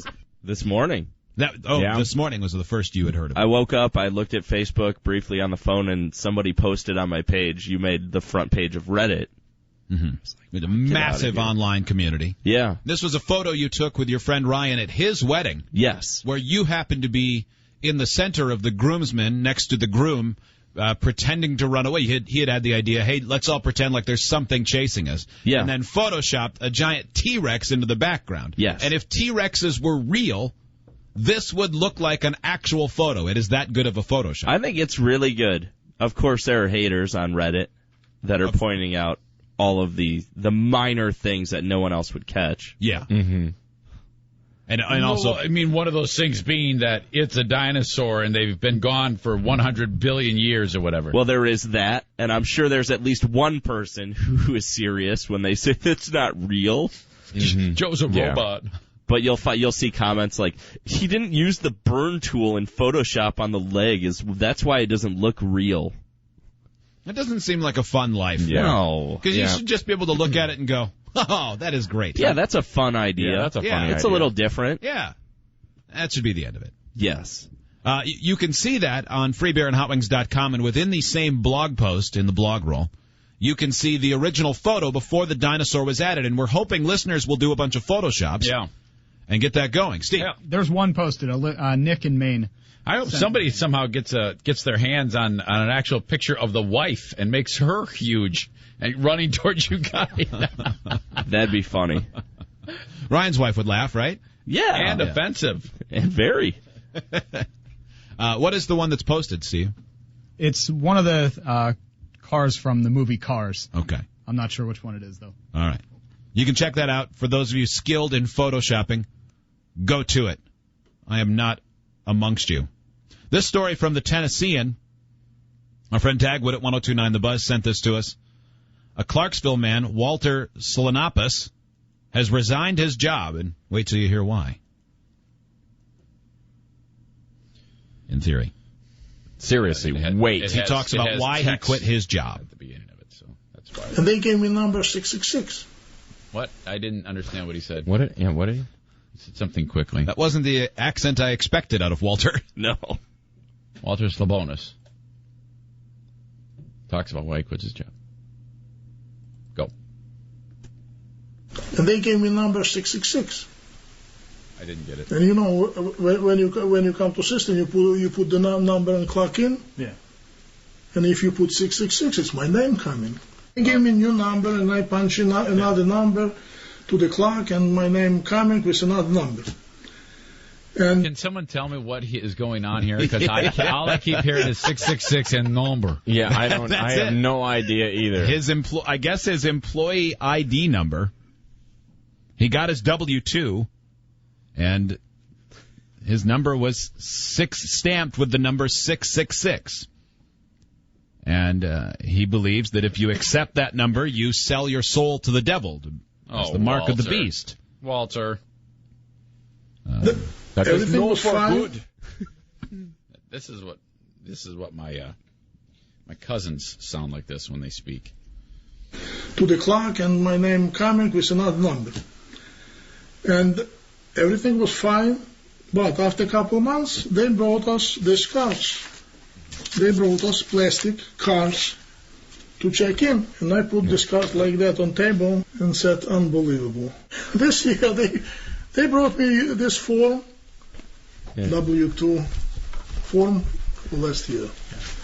It's very, very hard to come back because the people cannot understand why I come back, and I cannot explain. I am not trader. Because you're stupid. I still with God. Yeah. It's hard to explain. Yeah. Okay. So he gets his W-2, and his employee ID number is 666, and his card that he's supposed to time in and time out with his card is numbered 666. What I don't understand, he quits the job, and it sounds like he doesn't want to go back because people couldn't they just give him 667 and skip 666? Because no, but they don't like him. That's why. It personally wouldn't bother me if that were my number because that doesn't seem like a big worry to me. No, I'd just show everybody and go check this out. Yeah, and then that'd be that. But if it bothers him, it's just a number. Give him a new number. Well, I think that's. I'm just saying it to be funny, but it's true. He probably smells bad, and he's annoying as hell. Maybe they were relieved, and they wanted him gone. Yeah, so, I mean, he might smell like old goulash. Give old Slabonus the number of the beast, and that stupid egghead will be gone. Beat it. Stupid Slabonus is his name. Hello, I am Stupid Slabonus. I had a guy that I worked with at it was at a pizza place, and it was common for certain combos, if it was a lunch hour, the price would be $6.66 because of the way things were priced and the way the sales tax was. It would happen 3 or 4 times every lunch hour, dozens of times a day, and he wouldn't say it. He would point to the readout on the cash register. Or, more often, he would make another employee come and take the money. Oh, I can't do this. You got to come do this. What? It's the number. Oh, for God's sake. Okay, yeah. We're not making you get a tattoo of it somewhere. That's when you heat up a brand and put it in his back. Yeah. You might as well. Push him into the pizza oven. Sure. Absolutely. Lock him in the cold freezer too long. It's time to sacrifice you. Brand him with it. Make him humble. Take that. Enjoy that. You idiot. Well, now you don't have a job, so the devil got that round. Joe, did you get Slabonus on the phone? No, I can't contact stupid Slabonus. Of course you can't. He doesn't have a phone. He doesn't. If you do get a chance to leave a message, tell him our phone number is 666-666-6666 and see if he freaks out and quits phones. Oh, he would. He's standing in a dark room right now with a light bulb in his mouth, seeing if he can get it to illuminate. That's what he looks like. He looks like Fester. Yeah. He looks like Uncle Fester. Mm-hmm. What a moron. If you want to see the video of Polish Hitchcock, you can do so at freebearandhotwings.com. Yeah. Steve will throw that up for you. Did you hear the story about Donald Driver is retiring? He has retired from football. I think we talked about it before, but it was official yesterday. He announced last week he was going to go to Green Bay and announce it, which seems weird. They named a street after him. They did? Yes. Wow. Now, if your name's Donald Driver, what do you think the street should be called? Driver Street? Donald Driver Drive. Yes. I think. Yeah, it should be Driver Drive. Do you think so? Yeah, typically you're right. Donald Driver Drive. Yes. They named it Donald Driver Way. I think there's precedent. There is? I think Lombardi Way is there. I think that's been the way they've done it, so it's probably form in Green Bay to do that. And maybe it's one of those things where it's kind of like a service drive. It's barely a real road. So they just call it way. You think so? Yeah, but well, you know, like I mean, drive. You said it right there. It's a drive. What I'm thinking about is, well, it's still the same, yeah. Like around the Palace when they win a championship, is that way? I think those are like one championship way, and then they change one championship drive. Is it drive? Drive. Yeah. What about Brett Favre? Is there a Brett Favre? I doubt it. I doubt it. Would it be shaped like a big penis? Yeah, probably. He's still not very popular in Green Bay. It's just a circle that you can't get onto or off of. Mm-hmm. You can't make a decision while on it. They call it Brett Favre nonsense. Yeah, I'm on the nonsense right now. I'm on the circle. It's a circle. Mm-hmm. You can't get on it. You have to walk it. Or if it's Brett Favre way, maybe it has a great destination at the end, but 80% of the time you drive it, you get confused and turn off into something where your car blows up every time. Mm. That's when it's not the Super Bowl. That's that quote when he was with Minnesota. Yeah. Every time you're driving down it, somehow you end up turning your car over to someone else. Bill in Wilkes-Barre. Hey, hi, Bill. Hey, how you doing, guys? Love the show. Thank you.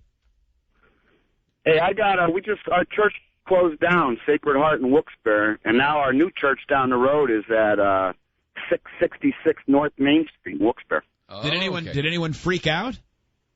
No, it's been that way forever. Yeah. That's been the address of the church. I guess, yeah. Doesn't bother me a bit. It shouldn't. No. I don't think. Every time I've ever read anything about that, people say that it's completely out of context, the mark of the beast. Now, that said, if you're someone who really believes in it, who it really rings true to you, I suppose. My brother was born in the month 6 of 1966. And I was born on July 7th, 1970. And for some reason, isn't there something about the number 7? Is there something positive about the number 7 in the Bible? Is that where old Lucky 7 comes from, maybe? I don't have any idea. I always heard that the number 666 was the mark of the beast because the number 6 is one short of 7, which for some reason in the Bible means something excellent. Well, when you have a brother that's older than you who beats the hell out of you all the time and you find out this great information, this is very valuable because then, you can start to hassle him nonstop. That he is the spawn of the devil, whereas I am not, and I'm something exceptional. Is that where I don't really know what the whole mark of the beast is? 7 is that what it is? I'm not positive. One less than 7? I'm not. I have very little biblical knowledge, but I know that 7 is used a lot in the Bible, and I know that 666 obviously is used in the Bible. Mm-hmm. On the way next, we'll get one to of our church people on. Yeah, I can't believe we're not getting more info. Yeah, well, they'll call and set us straight. Yeah, they're already complaining to me. These guys hate me. That's not true. Mm-hmm. What did we learn? That comes up next. We'll also need to talk a little bit about the Joe stunt that's going down live tomorrow. Joe will be in jail, but.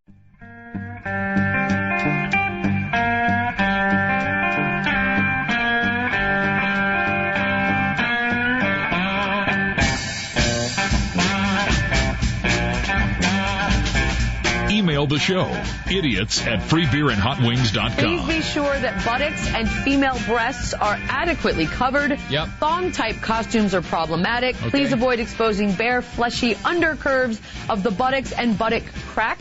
Bare sides or under curvature of the breasts, also problematic. Please avoid sheer see-through clothing that could possibly expose female breast nipples. And be sure that the genital region is adequately covered so that there is no visible puffy bare skin exposure. Ooh, puffy skin. My buttocks? No, that was puffy a memo skin. distributed by CBS and the people organizing the Grammys. I might have said, don't show your cooch. Yeah, pretty much. No puffy skin. Yeah. Only one part of the female body can be described as puffy. I think we all had 2013 as the year that they cracked down on skin for musicians, right? Yeah, finally. Got around to it. Seems very odd. Hey, baby, it's looking pretty puffy. Mm-hmm. Your undergarment's pretty tight. I can see your puff. We learned this seems like a really bad camel toe offense. We learned a couple things about the roads around Lambeau and in Green Bay. Yeah, it turns out. We talked about Donald Driver Way. There is a way. That's Holmgren Way. Lombardi is an avenue. Lombardi Avenue. Well, then there isn't precedent. Okay. We were surprised to learn that Brett Favre does have Brett Favre Pass, and it's the street where Brett Favre's steakhouse is, according to Johnny in Green Bay. Okay. That was They clearly... could do Donald Driver Drive then. Yeah, I guess, if they're going to have Brett Favre Pass. Yeah, they have Passway and Avenue right now. Bummer for Sterling Sharp. Yeah. Good career. Yeah. And cut short by injury. That's true. I wonder if Reggie White has a road. He was instrumental on that championship team. Reggie White. Yeah, he was Mark Chmura. You could put it right in front of like a teen center. Maybe a hot tub sale. His son just committed to Michigan State yesterday. Chewy's kid. Yep. Okay. Yeah. He was part of the big signing day. Everybody really excited about that. Well, yeah, not everybody. I say that sort of tongue-in-cheek. I wonder what position that guy plays, Chmura's kid. Because he was a hell of a tight end. He was a great tight end, yeah. He just liked kid butt. I think he was acquitted. He was accused of liking kid butt a lot and had to appear before the world to convince them that he was not, in fact, into kid butt. But a lot of people today still say that Chewy was into young girl butt. Is anything that I have said is any of that untrue or factually inaccurate? Not as far as I know. I don't think so. He was accused of that. The babysitter, if I'm not mistaken, right? I think so. I think there was some party and something got a little grabby or something. I don't know. Yeah, allegedly. More than grabby. Didn't happen. I technically don't even know if he was acquitted or not, but my memory says he was acquitted. God forbid we go to the bottom of it. Get to the bottom of this. All right, man. Mark Chmura. Yeah, I feel like we need the actual answer now. Okay. I don't want to hear about college. Don't want to hear about NFL. I know when you type in about criminal charges. Google autocomplete brings up a suggestion for Mark Chmura hot tub, so I know that is still something people look up sometimes. Accused of boinking the 17-year-old babysitter of his kids. Tried but found not guilty of all charges. 2 days after being acquitted of child enticement and third-degree sexual assault. Chmura acknowledged that his behavior at a post-prom party wasn't something a married man should do. Oh. At a post-prom party. Translation, guilty, in my opinion. Yep. Not guilty, though. He hosts he's on the radio in Milwaukee. I thought he was. I thought he was still involved, yeah. I don't know how you recover from that, you know? Yeah, child enticement, it's a rough sound to that. It sure makes does. It sound like he's waving a giant candy cane or one of those oversized suckers. Come on in here. That would be Dylan Chmura. Yeah, just son. He's going to play at Michigan State. Yep. A couple stories, sort of potpourri stories here.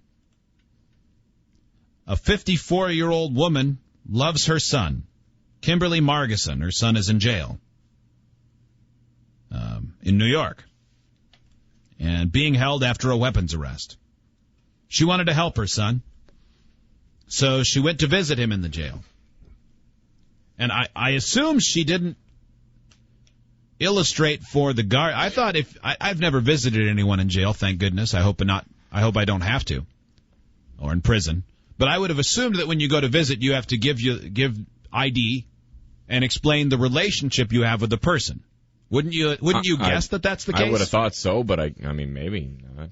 While they were visiting, she started making out with her son. Oh, yes. That's hot. Well, hot. Not because she's super into him, but it was the only way she could think of to pass oxycodone pills from her mouth to his. Oh, my gosh. She's supplying him with pills?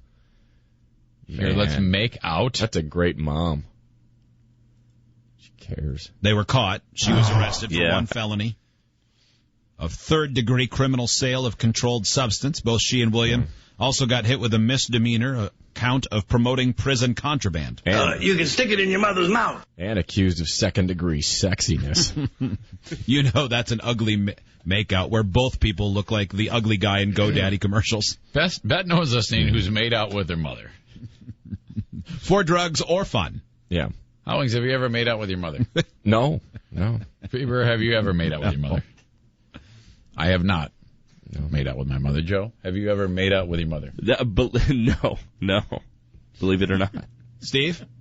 I have not. That'd be like making out with Heinz. That'd be weird. I'll bet someone has. Hip face. No. Yes, you did. Truth or dare? Hip face, have you ever made out with someone's mother? No. Okay. Well.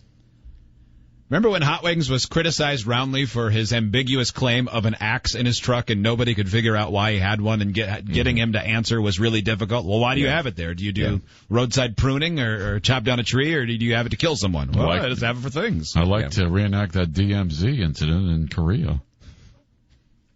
Well, you are not alone, apparently. Okay.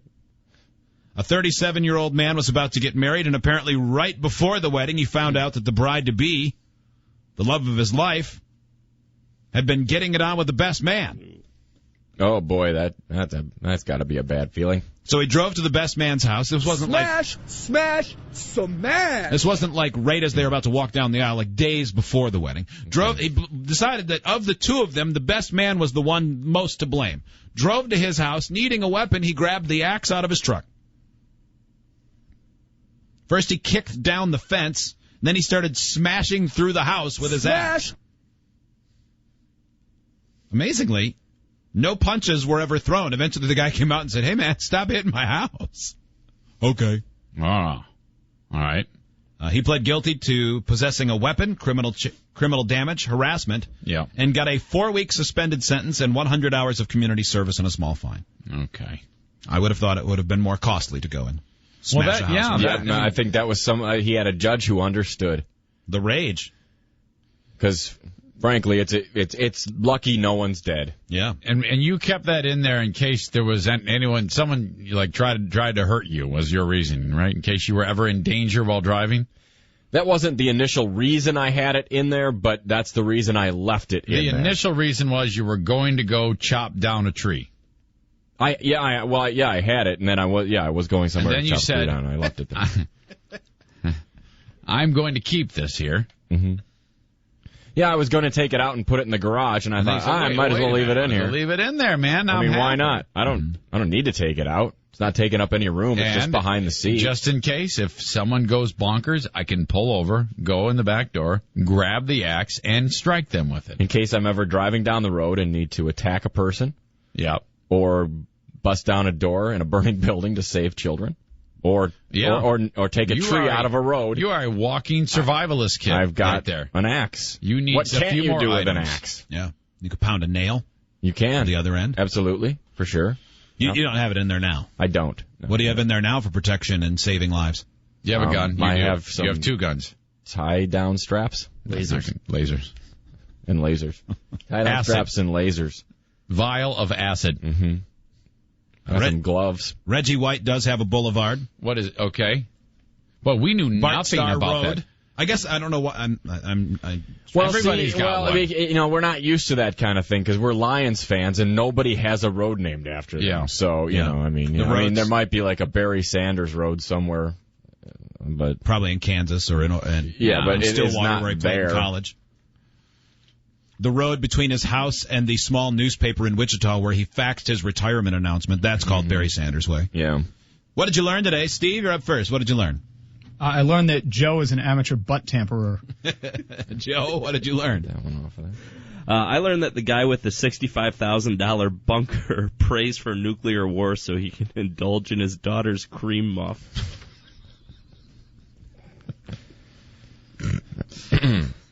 Eric Zane, what did you learn? I learned that we have a very bright young man who likes to call and correct us about our video game talk.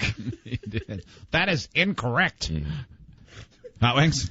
I learned that one of the most difficult things to do is to keep pubes out of your food.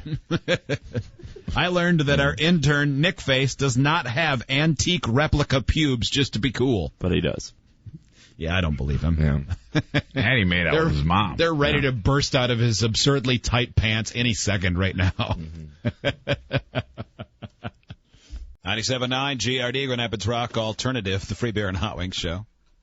Scattered snow early, becoming heavy later on, 33 the high. Big snowstorm. Piers coming this way. My wife is in the Zeeland-Holland area right now, and she said it's already a disaster over there. It's Really? Yeah. It won't be long. Makes sense, yeah. So we talked about this. I believe yesterday we mentioned it. A sweet old lady is 110. She had her 110th birthday. Our pals at Wood TV8 interviewed her. The oldest people in West Michigan, still spry, still walking. Still looking better than our former colleague, Suzanne Jiha. One of the oldest in West Michigan. I think she's one of the oldest anywhere. Yeah. And there can't be a whole huge group of people that are turning 110. She's among the oldest people in West Michigan, still spry, still walking, and about to turn 110 years old. Well, I think we'll determine if she's spry or not. Our News 8's Leon Relative. Hendricks met with Helen Lettinga on the eve of her birthday. He has her amazing story. Walking, hold your shoulders back. Talking, even cracking an occasional joke. Oh, I'm glad he didn't say rib. By the way, what's crazy is they're showing her walking down a hallway. There's another woman walking past her who's probably in her 70s, but she looks like a child, relatively speaking. Mm-hmm. Talking, even cracking an occasional joke. Going to the coffee shop. She might not be what you expect of a woman turning 110. Now she'll be what's called a supercentenarian. Many, like us, marvel at her age. Do you think she's going to look at Leon and say, when I was 10, you weren't allowed to have a job? He really doesn't. When I was 40. What are you doing talking to me? Seemed horrible. How old? Oh, jeez. Oh, she's God. among the old. Talking, even cracking an occasional joke. Going to the coffee shop. She might not be what you expect of a woman turning 110. Now she'll be what's called a supercentenarian. Many, like us, marvel at her age, though she really doesn't. Is that blood coming out of her eyes in that picture? What does that? She does have pretty bloodshot-looking eyes. Oh, yeah. Wow. Oof. Seem to. How old I'm going to be tomorrow? I think 106. Uh-oh. 10. Okay. Somewhere's around there. Yeah, boy. Helen Lettinga was born in 1900. Might have thrown in an edit there. Yeah. Yeah. A courtesy edit. Yeah. Just saying. I know. Can you believe that? Helen, we want to make it perfectly clear that your brain is mush, so just say whatever comes to mind. Her baby picture here. The year this 12-minute film made a big splash before it was even called the silver screen, without sound. And she's seen the world change. Birth track Funchbox. What?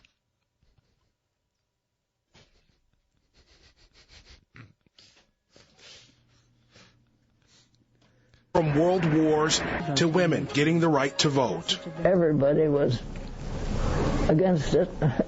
To the influx of technology we're going through now. The computers? Computers. You ever wanted a computer? No.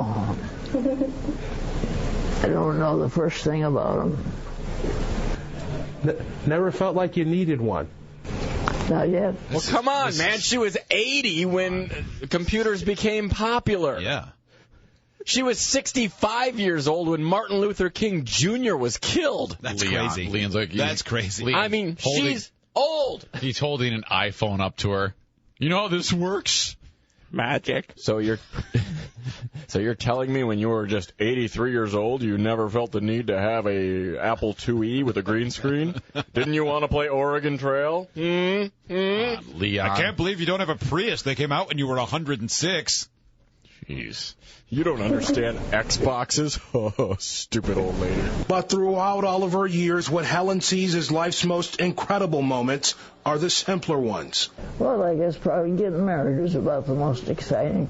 She's edging Age 14 was pretty exciting for me. Was all downhill from there for 100 years.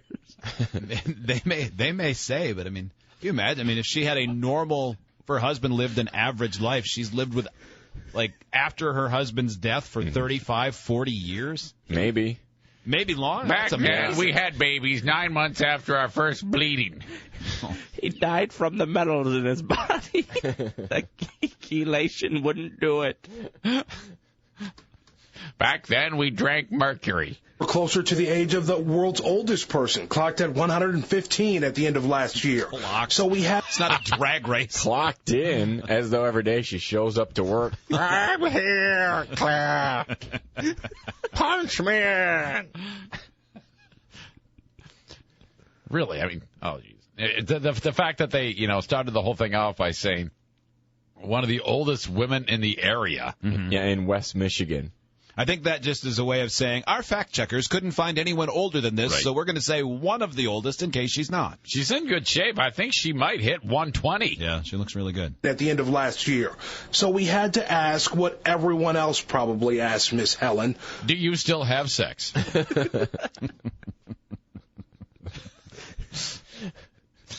We would never do this, but can you imagine if we had asked if Joe could interview her for her birthday? It's not too late. With all of his creepers. Yeah. Have you ever been afflicted with jungle fever? Yeah. Would you like to be? Asking the question everybody wants to know, have you ever seen Two Girls, One Cup? And she had a simple answer. What is the secret to living as long as you have? Leeches. I have no idea. Lemon party. Sleeping with big black men. Daily and you are here. To the apothecary. I need a hot beef injection for another 5 years, my fine black man. What is the secret to living as long as you have? I have no idea. Taking care of yourself. Do as best you can. After we ended a rather lengthy interview and smelled like feces. Packing up our stuff, Helen had her own question for me. Haven't you ever heard that said? Don't ask so many questions. Will you bust up this chifferobe? What is... My mother used to tell me that. No kidding. She's lived a long life, no doubt. No telling how much longer she has to go. Oh, what the hell, dude, Leon? She could die any second. Leon, what is your deal? You secretly want to kill this woman, you dumbass. No telling how long she has left to live. I mean, technically, you could end every story with that. Yeah, I mean, you could say that about me. From the Capitol with Governor Snyder. Remember, no telling how long he'll live. I mean, it's true. And, obviously, there, you could indicate that she's on borrowed time, but you don't need to. Can you imagine after the story ends, they do that chit-chat between Brian and Leon in the studio? Leon, that had to be nice. Yeah, I could actually see liver spots developing on her face. Yeah. Uh-huh. You remembered? Mm-hmm. That depends on the person. Who knew me? And at 110... that's probably a lot more people than you or I can imagine. And I'll never live that long because I'm already morbidly obese. I can tell you right now that I'm tired. Aw, just incredible. Look at the size of that man. And you kind of forget it's an interview. He is. I never realized how much of a giant she wanted you to wrap it up earlier. Leon, please, it's her birthday. She's 110. Big party. Called me on the carpet. She did. She chastised you. Yeah, and I stand behind her. Thank you. Happy birthday, Al. Did anybody else Susan Shaw says, I agree with you, Leon. She may die soon. Weather's next with Bill. Did anybody else get incredibly terrified when he said, well, when we were wrapping up our stuff, I had the camera on the floor, and she told me something else. Yeah, she shared something else that was on her mind. I thought, uh-oh, she's old and white. Yeah. Oh, God. I was afraid we were going to see a walker fall and then hear people press alarms. Oh, yeah. You see Leon's pants getting ripped off. Of course, that didn't happen. Thank God it didn't. Well, she could die anytime. It must be a real treat in the local media to get one of your stories highlighted on our radio show. It would be a lot better if you just didn't suck. Then you wouldn't have this problem. She clocked in at 110 years old. Nice story writing, Leon. You write it like she couldn't see it, like she's a sea turtle. My gosh. Well, JT's in next. That's all for us. You wouldn't believe how old that guy is either. What is... I just figured I'd bust out some classic Leon audio. I didn't know we had classic Leon audio. This was his big YouTube clip, wasn't it? Yeah, this was it. Okay. Leon can count. Live from 24-hour News 8. Developing now new information in the federal and state investigation of a West Michigan farm.